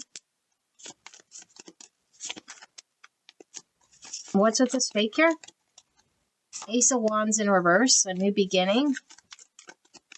But the Ace of Wands is the life force energy. You know, that's like what gets us up in the morning. That's like when we have a spark of inspiration to take action on something that drives us. So something seems sort of stifled here with this Ace of Wands in reverse. And then the Six of Cups. So there's the childhood or the soul contract. Okay, person, place, thing of the past. It could be a soulmate. It could be something of your childhood that is keeping you sort of playing small or not going after your dreams. Or it could be this connection that we're hung up on again. Or maybe we're waiting for the reconciliation with the Six Cups, because Six Cups is the card of reconciliation as well.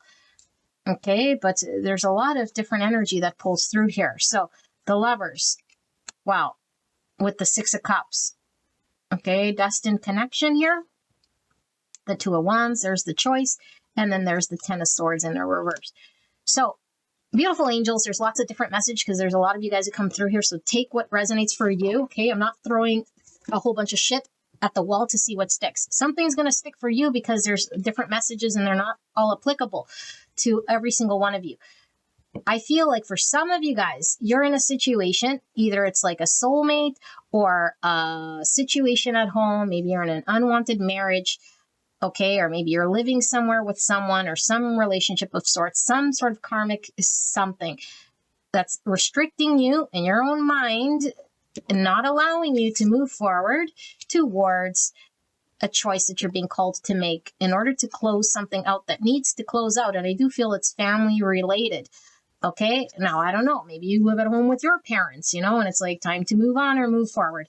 It could be that you're really sort of waiting for this connection for some of you guys. And it's like, when's this person going to reconcile? I know it's destined. They need to come forward. I'm stuck here. I can't move on. I'm not inspired to have a life outside of this. And I can't let them go. And I need my closure. And they need to say sorry, sorry, sorry before I can move on. No, backwards, move on. Okay, that's not being truthful. That's not freeing yourself. And Spirit says, if you love yourself like the Empress would, she wouldn't stick around for someone who she thought was a deadbeat, according to you. So you think they're lacking emotional maturity and they've done you dirty and all of this stuff. This person doesn't owe you anything. Now, would it be nice if they did this? Sure. Now, for you, because I do feel sorry for you in regards to how this has panned out, what is the next move that this person is going to do? Because I do feel this person is terrified of your energy. And this is why this person is not coming forward with a reconciliation, because I do feel Spirit saying contractually, there's a need for you to put something behind you so that the milestone can get checked off and then the next stage, because there's something you're needing to surrender. So Spirit, can we clarify what I'm seeing or picking up here? What is the next move? And we'll close out this reading. Thank you, Spirit, for this message. Pile number 2's person. Their next move, their next action, or what is going to happen here next in this connection that pile 2 can take away as an understanding here. Thank you so much, Spirit. Pile number 2's person on their mind. What is their next move, their next action? So we have the Empress. Beautiful. So that's Taurus, Libra energy, divine feminine, unconditional love, understanding self-worth and boundaries. There's the World, which is the closure. So exactly what I said. Spirit's saying, oh, and I just heard in my ear. And there's the Fool, new beginning. And there's the Page of Wands in reverse. And the bottom of the deck is the Three of Pentacles. So very clear. Thank you, Spirit. The 10 Swords we saw in reverse when I asked about this fake card and this anxiety. I think you have a lot of anxiety about closing out what you already know of this unfinished business. Spirit is saying the Empress, which is you, okay, regardless of gender, is going to love self, is going to know self-worth, self-value, and create her own closure. Once she is done with this, because I asked Spirit specifically what this person's going to do, and Spirit's very smart. Spirit's saying, this Empress must close this out before she knows exactly what's going to happen next, because what she's entitled to is a beautiful new beginning. And this new beginning is only going to start when there's closure. And when the baggage is completely left in the past. Okay, we saw the Six of Swords in reverse, and it was clarified by a Page of Wands in reverse. Your person cannot come forward, cannot explore this connection, cannot risk exploring you when you're still haven't learned the lesson of dropping the baggage, having your own closure, learning your own self-worth, doing this work. This is a collaborative effort. Spirit's saying it takes 2 people. And you could say, well, I did this. That's not what Spirit's saying at all. Spirit's saying 2 people. 2 people independent have 2 separate lessons, 2 separate things that they got to do. Your thing is learn the Empress, close out the world, find your own closure, put this behind you. That's your side of the pentacle. The other person's pentacle is whatever their Three of Cups in reverse, their Peter Pan syndrome, their orphan, their willingness to control and be an outlaw, and all of this energy in the shadow in order for them to free themselves from the Six Swords so they could come forward and explore this connection and communicate with you, also baggage free. So the baggages needs to fall away. And we can't expect this person to come baggage free when we're immature in the process, premature, I should say, in the process, or when we still haven't learned the thing or closed out the thing that we were wanting and we want them to close out the thing first. No, Three Pentacles. So Three Pentacles is two people working together to create what they couldn't on their own. Something that could stand the test of time. It takes two sides to come together to build the third thing. Synergy. Okay, that's the Temperance energy. And so Spirit is saying, in the 3D world, you're going to create something. I'm seeing the star too, but the star is looking a little wonky. It's looking like a starfish. Starfish for me is all about the ego and the self-image. I feel like there's something about having to see through a facade, an image, and we could really believe that to be our Hierophant, you know? The version of me, the identity I created, the world I've chosen to live, the Six of Cups that I'm attached to, the soulmate from 1983, my hometown, my belief, whatever it is. And Spirit's saying baggage free. Learning self-worth, closing this out, not needing someone to say whatever you need them to say or do in order to reach this status. Because Spirit wants you to reach the status of the Empress and to close this out once and for all. And once you do that, ironically, that's when the page comes forward with the communication. And potentially it's the communication that you were needing to hear. Okay, but Spirit's not giving us any of that information because Spirit's being very clear with what your role is. What's happened next is you leaning into the Empress energy. But of course, you have free will and conscious choice. How long will it take for you to reach the Empress status? That's definitely up to you. Because you could sit here pointing the finger, blaming, scarcity mindset, waiting, accusing, and totally seeing it in that light. And you have every free will to do that. Okay, but there's the wanting freedom and wanting to move forward more than wanting to blame and wanting whatever it is that we're wanting here. We have to want it more. We have to be hungry for the change. And that's the only way that this will shift. All right. Pile number 2, this is your reading. I hope this helped you. I love you very much. And I'll see you at the next one. Bye-bye. Beautiful pile number 3. You guys picked the Dame Darcy's Mermaid Tarot.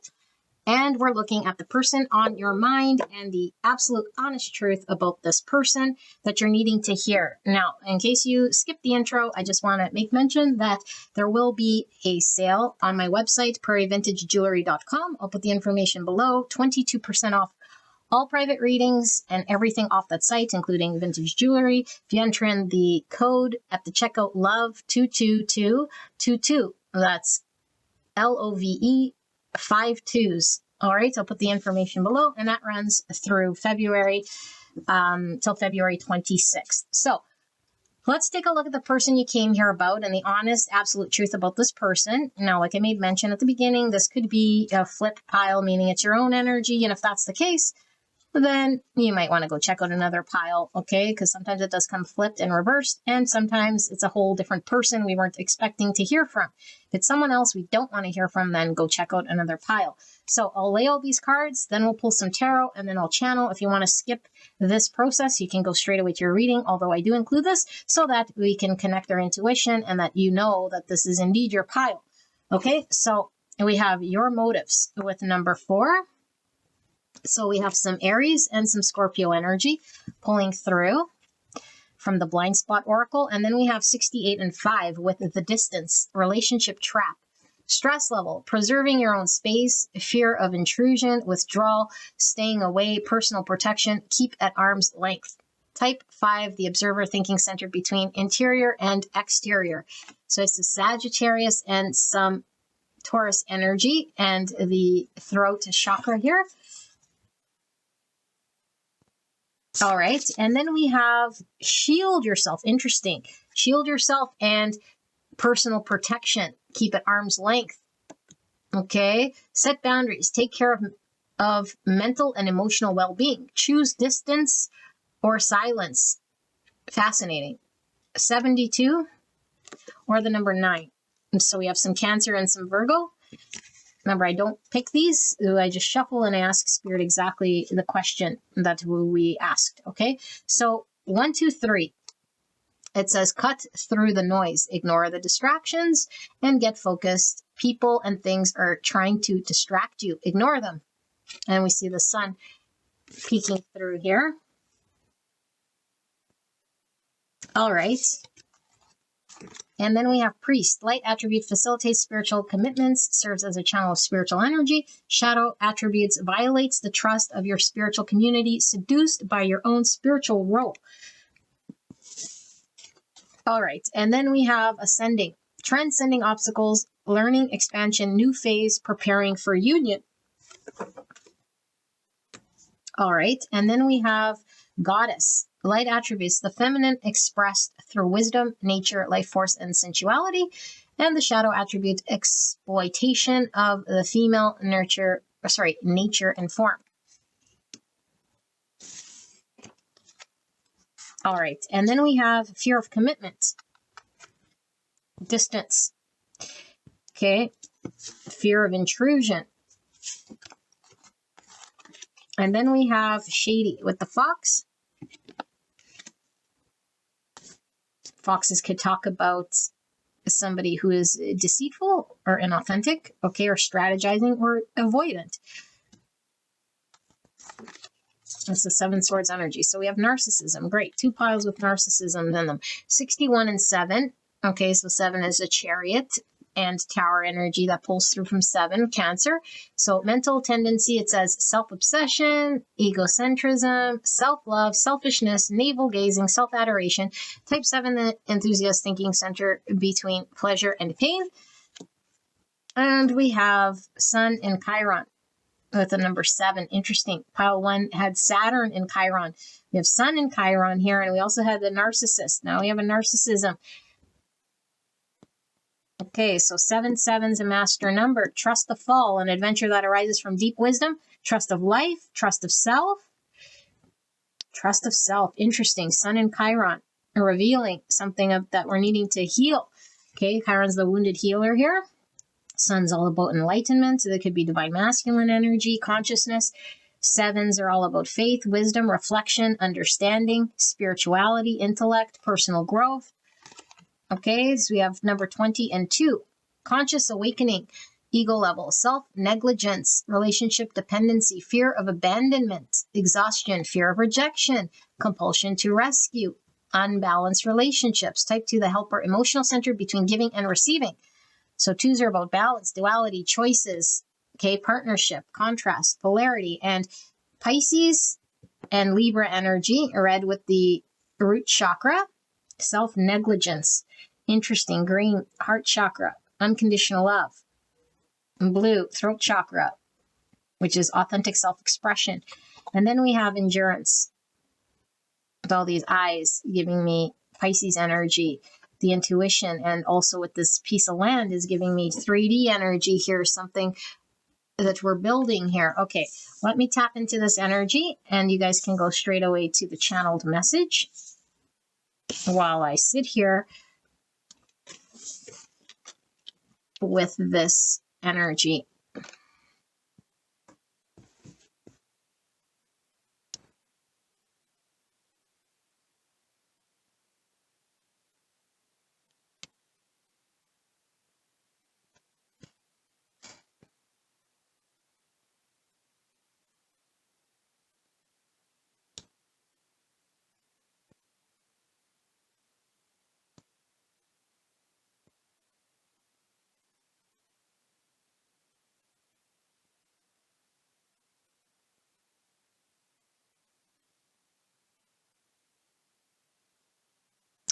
Okay, very fascinating because there's a common theme in all 3 piles. And I do feel this does sort of tie back to a lot of 1, what I channeled in 1. Okay, so I would highly suggest you go take a listen to 1 because most of it would probably apply as well.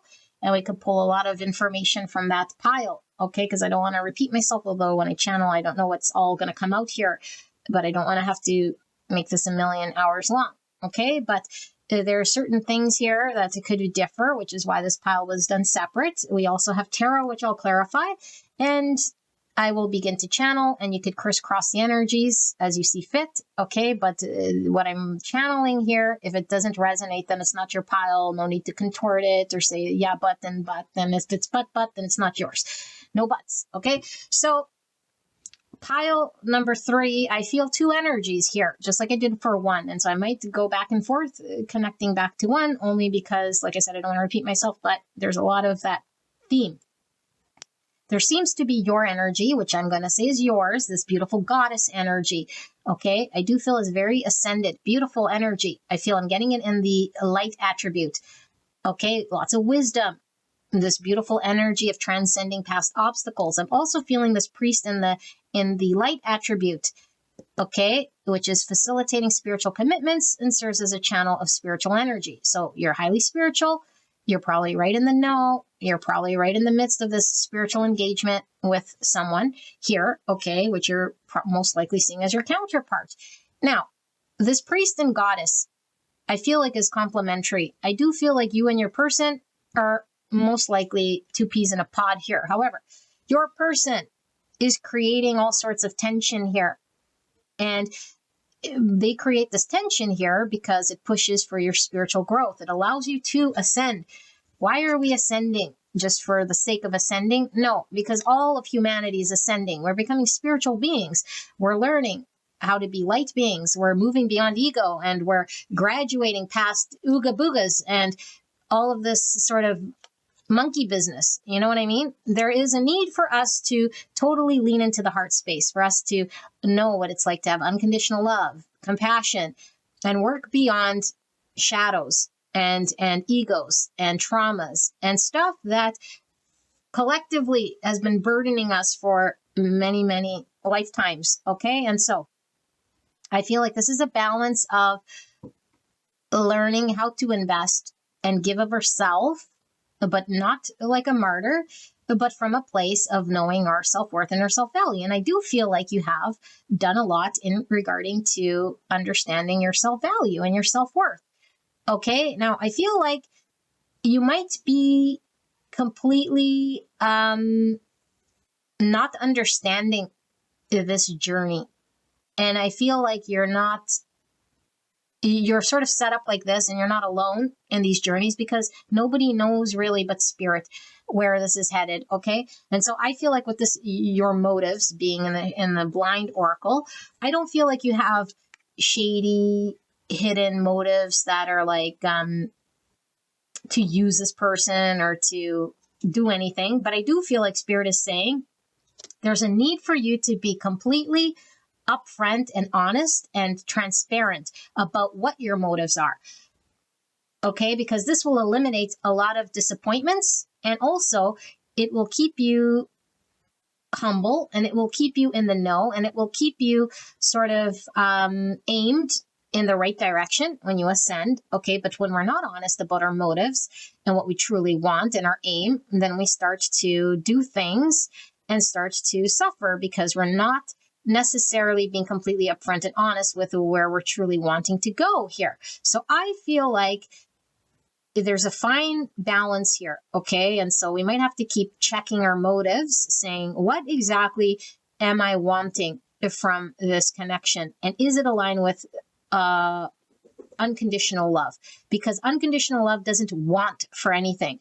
It doesn't attach to anything. And so you might be overcoming with this red root chakra stuff here a lot of stuff that's been stored in the root chakra, which is a need for security, stability, why we want commitment. We might have a fear of abandonment, and we might cling to relationship, and we might have a codependent way of engagement here.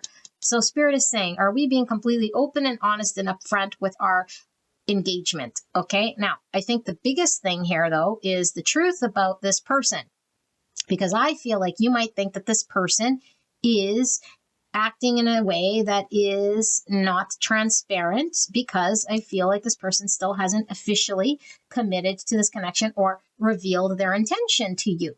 And so it's a divine mirror, because I feel like you're needing to know your intentions and your motives and be transparent and be upfront and come cleanly, if you will, with clean hands.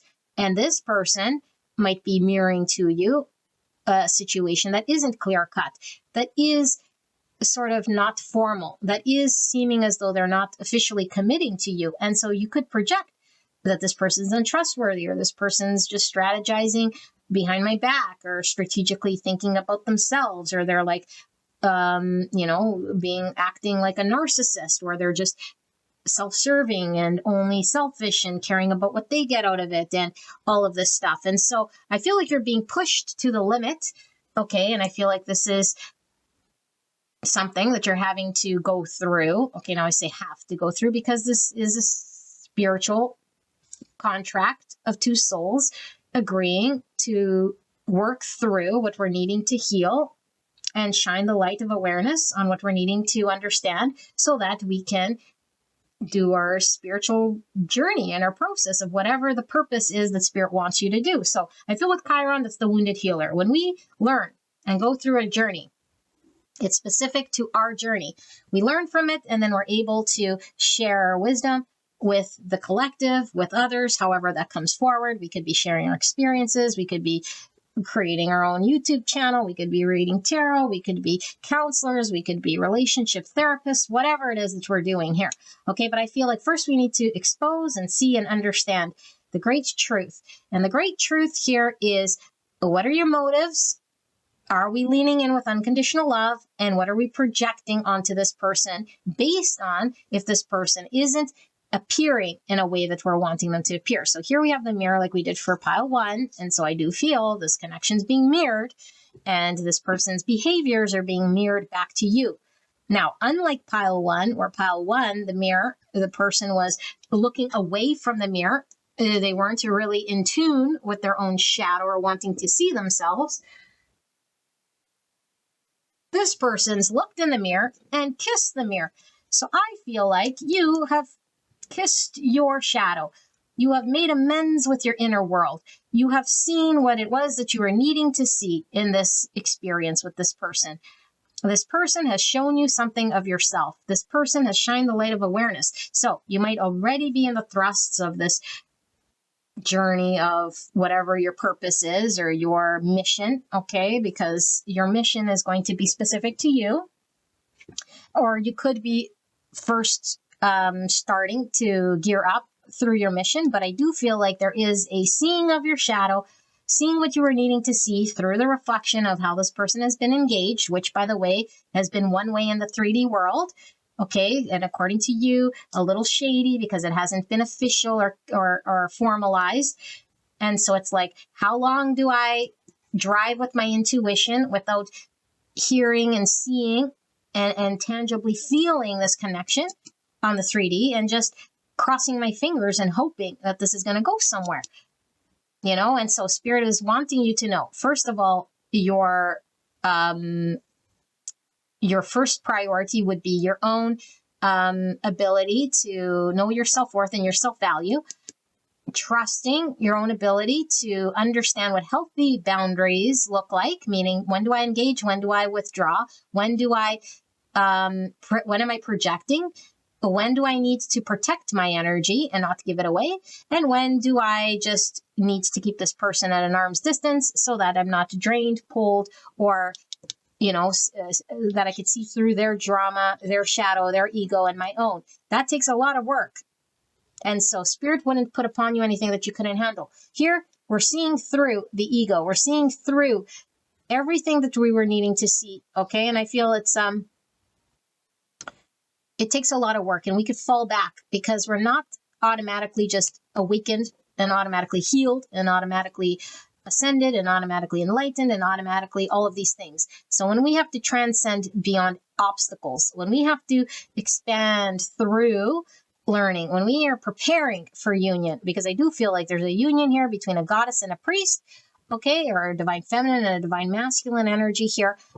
At a certain point, that Spirit knows when the divine feminine has learned her lesson and the divine masculine has learned his, okay, through the mirror reflection, but it's all about self. And so she's learning about protecting her goddess energy, how not to overexert herself, but also not to withhold her energy, how to use her intuition, how not to listen to the noise, that there's fear here, that this person is a narcissist, or this person is deceitful, or this person is doing this, that, or the other, without neglecting her own needs and her own self and addressing her own traumas, okay, with this abandonment wound. So maybe she's anxious attachment. Maybe she has a need to really stop herself from getting exhausted or overgiving or being in imbalanced relationships, because this connection is one that she could overinvest in time and time again unless she keeps it in check. And so there's something about shining the light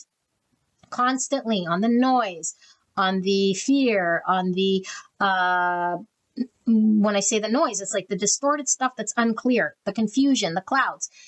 Okay, like when we're just guided by our intuition, we don't really have concrete 3D proofs of anything. We're sort of just going with gut feels. Okay, but this is what we got to use. These are the tools that we use when we're in a spiritual journey of sorts. And so I feel like there is a desire for a new phase here in this connection, which is coming about here, okay? But I do feel like Spirit is saying there has to be right now, the truth of this connection is learning about how to create distance when we're needing to create distance, and for the right reasons, not just create distance because we're responding to a trauma or responding to projection, or triggered because of some transactional need. Okay, because I feel like if we're projecting that there's something here, okay, that creates noise, it's the ego, and it's like, must shine our light of awareness. Is this true? Is this just fear talking? Is this my intuition being clear? Or is it being blocked here by all of this other noise? And the other noise is the fear, okay, because the fear could creep in, and then all of a sudden we're saying things and doing things out of shadow and creating all sorts of distance. So I do feel like you're dealing with someone who is an avoidant. Okay, avoids commitment, has blocks in the root chakra, which could be, again, dealing with it in an avoidant way. So there's abandonment wounds, and it's like, so this is how I cope. I deal with my own wounds by not engaging, not committing, and being completely self-focused, hyper-independent, not trusting anyone. And it appears as someone who is in love with themselves or selfish or blocking someone out. Okay, so both people are learning about unconditional love and the honest truth. And so I do feel like there is a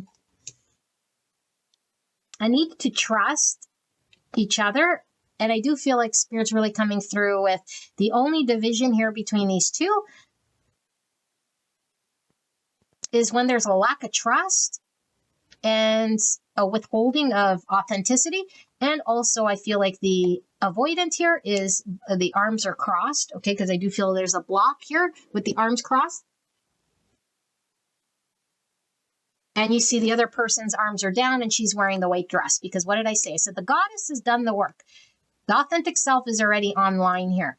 Your pure self, okay? Now, is she completely enlightened? No, because enlightenment is sort of a journey process. We don't reach any state, okay? But the pure self is here, which is not defensive. And so Spirit's saying when we're not defensive, when we're authentic, when we're pure and clear, when we move beyond the noise and the confusion, when we don't let the confusion get to us, we are in our full goddess energy. We ascend, we rise above, and we're able to protect ourselves from anything that might be someone else's ego or shadow, or not be on the up and up. And what do I say by not on the up and up? I feel not on the up and up is being completely upfront about motives, about what one wants. And so what does your person want here?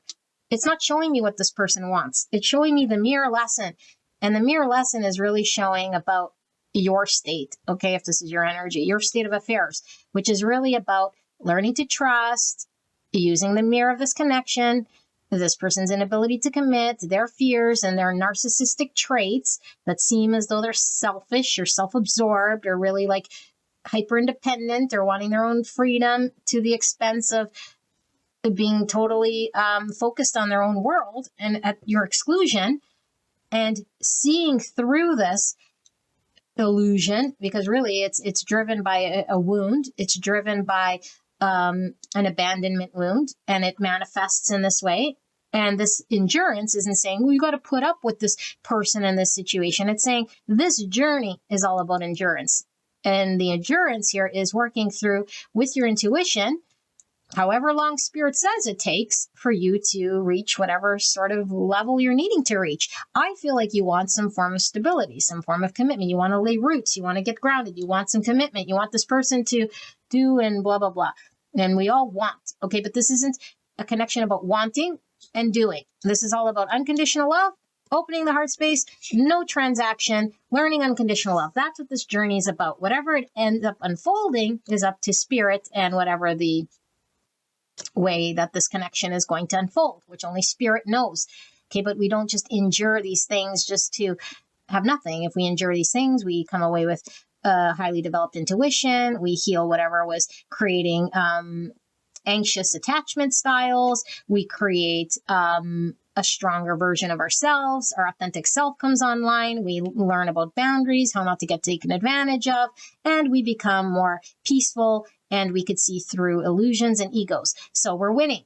Okay, now whether we end up with commitment or we end up building a 10 pentacle or wherever this goes, or roots, I'm not seeing this, okay? And I'm not saying it's not going to happen, but I can't see there because Spirit's really wanting the truth to be about what are we learning here, and are we completely open and authentic about our motives on both sides, okay? So I feel like you have been up until this point now. We're seeing the truth. And I feel like with her pink dress here and she's kissing herself, it's self-love, which has been a big lesson, especially someone with root chakra blocks, because when we have self-negligence, we start to overgive. We try to buy another, which will show us our value, and we tend to lean towards imbalanced relationships. Okay, and a compulsion to rescue. It's like, I'm going to rescue and then I'll be appreciated or wanted or valued. And it's like, no, there is no need to do any of that. Okay, or we could have a major fear of abandonment, and then we start to cling and attach to someone who is not being committed, who is completely self-absorbed here. And so how do we create distance in a healthy way to protect ourselves? Okay, so all of this stuff is pulling through with this reading, but we're going to ask Spirit for more information regarding pile number 3, and hopefully we get some on your person, because I do feel like this is your energy. Clear and concise message for the greatest and highest good of pile number 3, Spirit. Pile 3's person that they came here about and this connection. What is the honest truth? What have we missed here? And what can pile 3 know about this connection and this person that pile 3 came here about? Anything further? Clear and concise message. So the 3 of Wands in reverse. So again, it's not moving forward. When is it going to expand? I want expansion. What's our motives? And we're kicking it back to this heart chakra, because the minute we're wanting transaction, the minute this journey gets halted and stopped. I feel you want movement, you know, and you can say, well, I can want it. It's like, yeah, you can want it. And then you can go be with a soulmate and live happily ever after. This isn't what this is about. This is about 2 souls that are agreeing to learn about unconditional love, which has it's not based on transaction. It has no conditions. That's what this is. Okay, when you boil it all away, and what happens as a result of this along the way is a bunch, because we transcend beyond egos. We start to see our own self. We learn about self-love and all of that stuff along the way, only to learn about unconditional love. If we weren't learning about unconditional love, we wouldn't learn about loving self. We wouldn't learn about boundaries. We wouldn't know that we had abandonment wounds or dependency or overgiving, all of that stuff. Okay, so if it's stuck, we'll know why. Okay, yeah, you want the 10 pentacles. So it's like, I want to get to the 10 pentacle. I want it to be commitment in the 3D, and I want to build a long term. Okay, well then go be with a soulmate, or go build it, you know, because Spirit's saying again, what are your motives here? Okay, now it's not saying you'll never get this 10 pentacle with this person, but if we're not reached the point, and I feel like we're ascending because there is a certain milestone in which we're having to learn or uncover something. So we are seeing something of ourselves, but there's something we need to learn and be solid about before this, whatever graduation is or whatever is supposed to unfold here.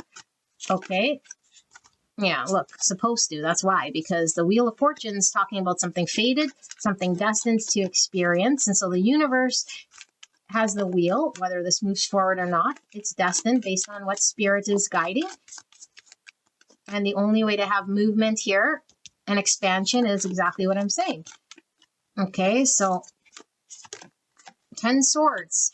So what do we need to put an end to? Our understanding, all these swords, mental thought about how it's going to move forward, when it's going to move forward. I need it to move forward. It needs to expand so it could be this and be that. And Spirit's saying, I have the wheel. It's not under your control here. So there's a need to put an end to whatever understandings we have here. Okay. What is this 10 pentacle about? This one's falling sideways. 5 of wands in reverse. So conflicted thoughts, battling internally, multiple things that are sort of conflicting. That's this noise. So we start to argue with ourselves inside our mind about what this means and what that means. And then we get completely tied in knots here. Okay, Knight of Wands. And that's clarified by the Ace of Wands. So this could certainly be an energy that moves in, hot and heavy, and then fizzles out without commitment. And it's like, is there stability? Is there commitment? Are they going to expand things? Are they going to move things forward? What's it going to turn into? Okay, so you have every right to be asking these questions, but Spirit's just bringing to your attention this energy, this lesson, or this understanding that you're sort of fighting the universe with, you know? It's like, I don't want to hear that. It's like, okay, well then don't hear it and stay where you're at. Because we could fight to what the truth is here, to only hear what it is we want to hear. The Fool in reverse. So, baggage that we need to part with in order for us to have a new beginning. Okay, so there's a block here. And then we have the World, and closure, and then the 8 of Cups, walking away. So we see distance here. We see a 10 swords here. We also see set boundaries, take care of yourself, choose distance or silence. Okay, the World and the 8 of Cups. So for some of you guys, if this person is coming hot and heavy, okay, or they're just fizzling out here, because the Knight of Wands in a love reading is never very solid, okay? It's like thinking of what I want with the selfish energy. I come in, I get what I want, and for a lot of you guys, it's physical, and then that's pretty much all I'm getting. You're like, I want 10 pentacle, I want, okay? And again, motives, because the motives are going to dictate a lot about where you're at this journey. This journey isn't about what you want, okay? Now, you're allowed to have wants, and you're allowed to go fulfill them however you see you want them. This divine lesson is all about dealing with conflicting thoughts in order for us to clear the air, for us to ascend, for us to learn about unconditional love, for us to drop whatever baggage gets in the way. And baggage, I mean abandonment wounds, or understanding about what love means, speaking our authentic truth, okay, coming forward in our authenticity, not being defensive, not being guarded, dealing with all of the thoughts that come through here. And this is how Spirit is using this mirror. The mirror is the Knight of Wands. Okay, Spirit's using the Knight of Wands. So your person isn't being shady. Your person isn't the challenge. Your person isn't creating the conflict. The universe is creating this conflict, using this person as a mirror. This person will forever be this mirror until Spirit says, you closed out this lesson. You learned the divine lesson. You're ready to move on. You're ready to close this chapter.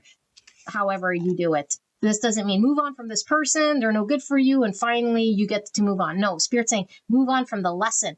You've learned about unconditional love. You've learned how to love someone unconditionally. You've learned how to be honest. You've learned how to, whatever it is that Spirit wants you to see, the divine lesson. You've learned how to move beyond your own conflict, or see beyond your own defenses, or beyond your own what was fear and what was intuition. You can differentiate the difference. You're not sort of battling yourself. You're honest with your motives. You're not getting hung up on a 10 pentacle. Now you've learned the lesson, okay? And this is the thing Spirit wants you to walk away from. It's like, if it's emotionally not satisfying, then Spirit's saying, leave it behind.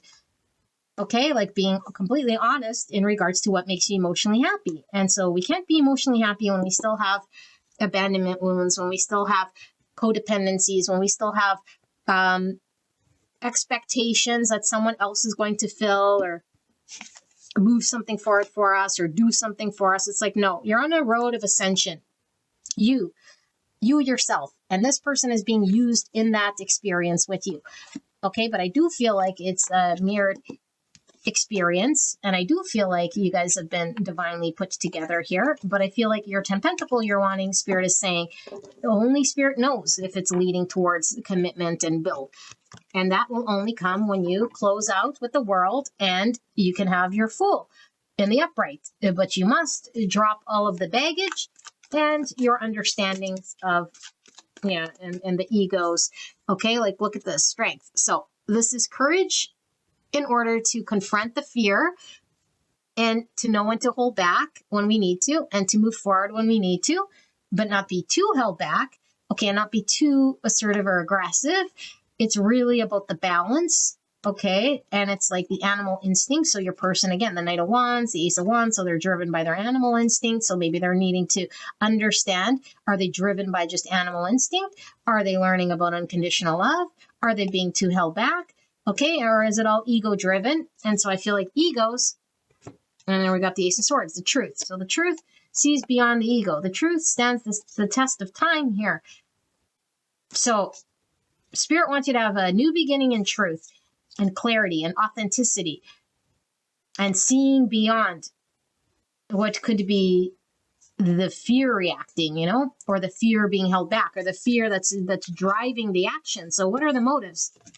Is it my intuition that wants the 10 pentacle, or is it my fear and my ego that wants a 10 pentacle? Because if you're wanting a 10 pentacle based on your ego, Spirit's saying, well, I'm not going to give your ego what it wants, because the whole thing was for you to see beyond your ego. The whole thing was to transcend and ascend beyond ego. The whole thing was for you to rise above the ego noise and all of those swords. It was to heal this thing. Otherwise, why would I give you this person? Why would it turn out that way at this point in time? It's premature. You haven't done the thing. You haven't seen the thing. You haven't healed the thing. You haven't seen what you need to see. Okay, so Spirit, clear and concise message for pile 3. Let's close out this reading, because I do feel I could be reading for a group of you guys where I feel like we're on a sliding scale of how much we've seen. But for all of you guys, this one would come out if we're still ascending. If we still have truths, we need to be honest about ourselves when it comes to what we want. And we can't put pressure on another person about building a 10 pentacle, unless we want to create it ourselves, and we have every right to wherever we want. Okay, but we're bound to this experience karmically with the world card and the wheel to really take a good look at ourselves. So Spirit, pile number 3, final message, close this reading out. What does pile 3 need to know? Page of Pentacles and the Page of Swords in reverse, and then the 6 of Pentacles. Why is this Page of Pentacles here?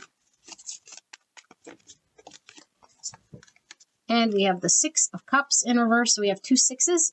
Okay, 66 is a master number. Service is a source of joy, and which one pours from an overflowing cup, not martyrdom. Remember, unbalanced relationships. Okay, giving and receiving, 6 Pentacles, 6 of Cups in reverse, stuck, hung up on a person, place, thing of the past. Spiritual contract here. Okay, this is also the card of reconciliation. Here we have Temperance, which is the card of healing and balance. 2 pages, so definitely could be dealing with someone who's a little bit immature or underdeveloped here when it comes to how they engage. Okay, so we're still not seeing or understanding something here, and maybe it's like I still don't see the practical thing. I'm still not getting in the practical way the balance here, or the 3D world that I wanted to create here. And Spirit's saying, well, we're healing where we're stuck, or we're healing through this karmic contract. We're healing through this experience, which is why we can't just move beyond.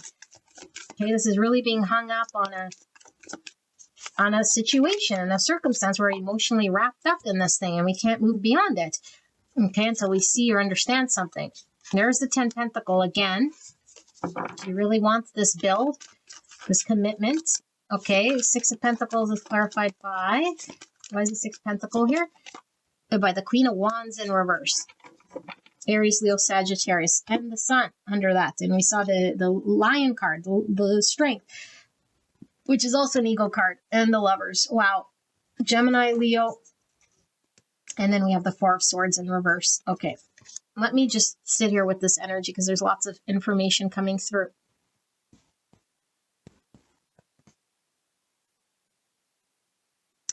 Okay, beautiful angels, you'll have to know where you're at here. Okay, the Spirit is talking about this journey is really one of enlightenment. At the end of the day, how conscious are you? It's all about ascension, enlightenment, consciousness, being in the present moment with what is, aware and awake. Not asleep, not unconscious, not acting out of wound and abandonment, and acting all sorts of way. Overgiving, transactional, ego. Okay, Spirit is saying you're on the road of more ascended engagement of unconditional love. In order to experience that, which your soul has agreed to do, okay, your soul has agreed to do with this person, we have to see beyond our own egos. Okay, and how do we do this? Well, we have to work with Spirit and go through painful lessons. If it's painful, if we're not surrendering and if we're resisting and if we're really traumatized and we're not wanting to be honest and truthful, okay, or we could work with Spirit and we can move beyond this thing. And so I feel like Spirit's guaranteeing you happiness and guaranteeing you an awakening of sorts, okay? This is what you're destined to experience through this connection. Call it karmic, call it twin flame, call it destined lover's experience. At the end of it, you're going to see the truth and you will find a partnership here, whether it's this person or another. Okay, through this experience, you're going to find your soul person, whoever this person is meant to be, destined for you. You'll find this happiness, guaranteed 100%, okay? I don't know if it's this person. Most likely, if this person is in this fiasco with you, okay? But we have to get to this stage. We have to go through this, whatever it takes. And I feel like we still haven't reached that point, okay? Not the point of complete enlightenment, like I say, because this isn't an end game, but it's a point in the journey in which you're having to contractually reach where Spirit says, aha, you now see your ego, you now see the truth, you now work beyond the wounding and the things that you're needing to be honest about, the three swords that were creating your suffering. You're still not seeing or understanding all of it. Okay, there's still stuff you're not seeing. And a big part of what you're not seeing yet or understanding, I think, the weight of it goes on how much you're putting into the 3D build. And as long as you put a whole bunch of weight on the 3D build, commitment, this person in the 3D, what are they going to build for me? Why aren't they getting married to me? What sort of family are we going to build? What's in the 3D? What's in the 3D? Then you're not on a spiritual journey. You're more thinking with the ego. The ego is thinking about material possession. The ego wants to build a home. The ego wants, and if the ego wants it, the ego can go do it. Okay, but before the ego can go do it, Spirit's saying, I will free you of this ego. That is your destined lesson. Why do we need to be free of the ego? Because the ego is what creates all suffering here collectively. It creates all sorts of understandings between people that are not real. It's based on them versus me, scarcity. It creates division. It creates an energy of transactional love, fear-based love. And when Spirit is saying, we're healing that. That's what we're doing. We're healing. And so I feel like there's a need to get centered, balanced, peace. This is the card of meditation and rest and peace. In the reverse, it's like feeling all sorts of ways. And we could feel all sorts of ways when we start to listen to the noise, listen to the fear, if feeling completely ungrounded, being like, where's my 10 pentacle? I don't see it. I don't understand this journey. My intuition's leading me all sorts of ways. And so we're really, really then fixed on what we're seeing with our eyes in the 3D. What do the eyes have anything to do with intuition? Nothing. This journey is about intuition, enlightenment, and being guided by Spirit, which means silent trust of where I end up because I am learning of something here.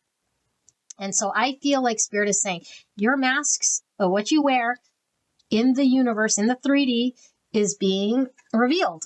And so we could go through a period of where we feel undervalued.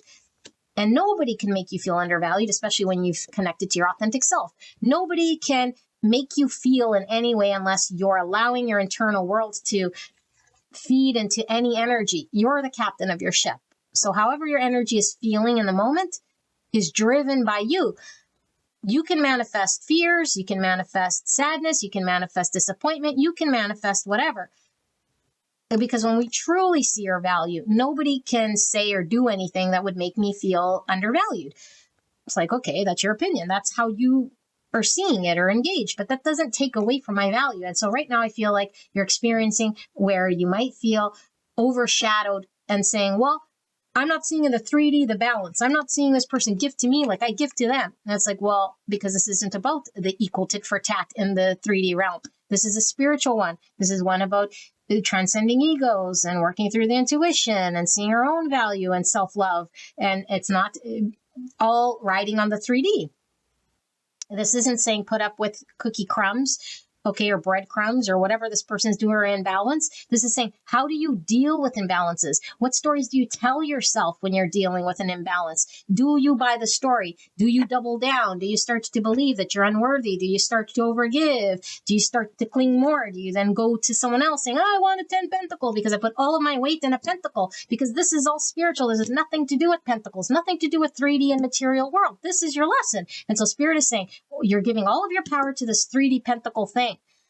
Okay, and do you know this? Do you understand this? Are you falling back into this? Because if you see it, now Spirit wants you to understand it and understand that that has nothing to do with spirituality. Now, pentacles in your 3D body is spiritual, as everything in the universe is, but it's not the sole, complete, ultimate spiritual lesson you're learning here. 3D, that's it, stop short. What's happening here is the be-all, end-all. No.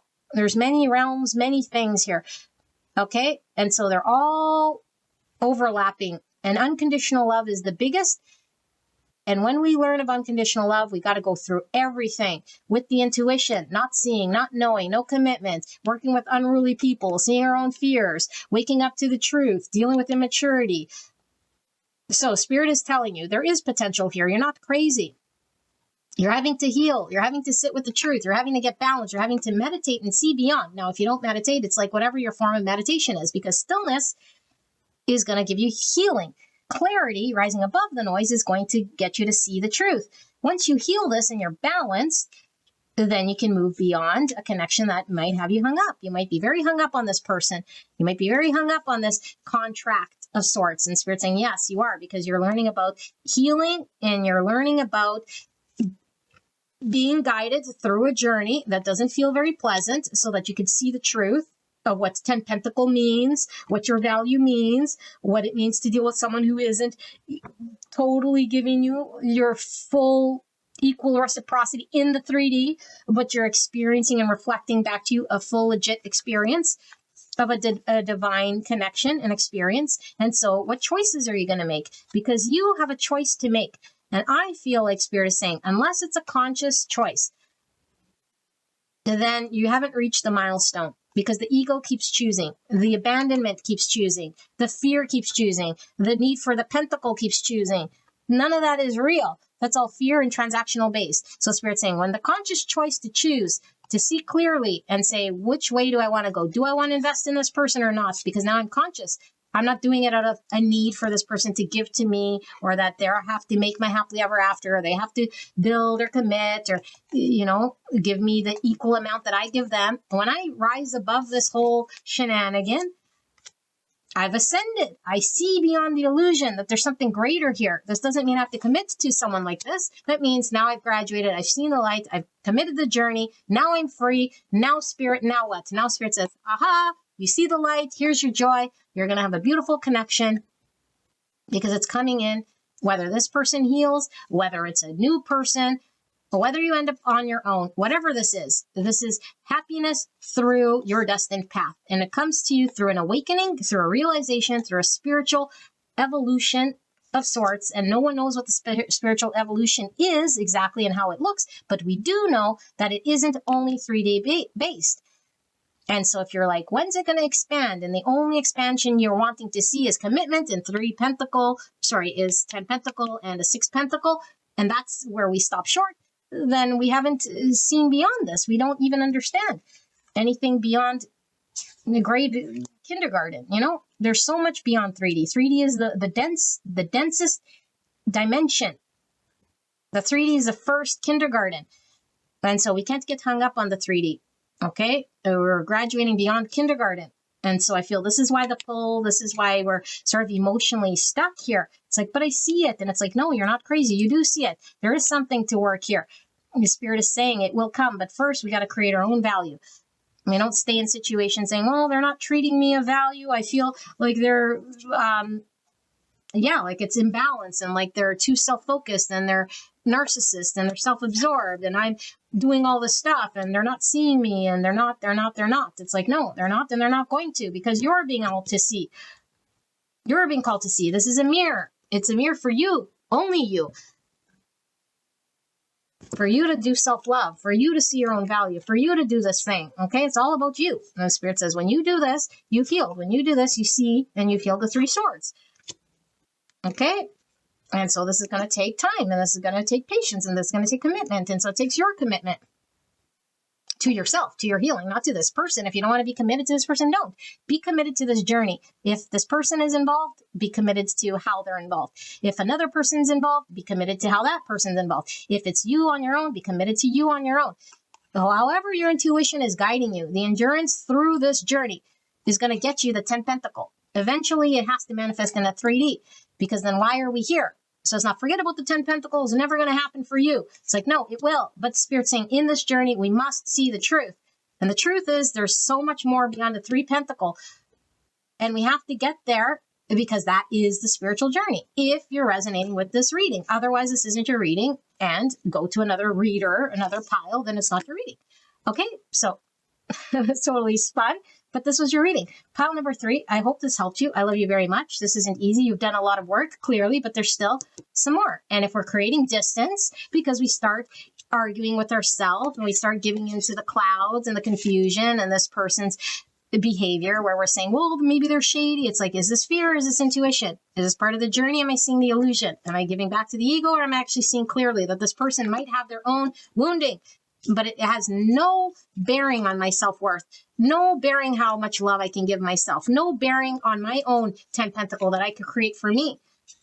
I'm not stuck to this situation. Okay, you're only stuck when you haven't released and healed. Then Spirit says, well, then I'm going to use whoever and however. And because you're so tied to this person spiritually, this is the person I'm using for you to awaken, for you to see, for you to ascend, for you to grow, for you to go through all of these rigmaroles. And so this person's face is the one that haunts you, but it has nothing to really do with this person, and all to do with your journey, however this person is acting. Okay, so open your heart. You're learning about unconditional love. Unconditional means unconditional. There's no conditions. It's not only when you give me 10 pentacle, only when you're 6 pentacle. No, that's not what it means.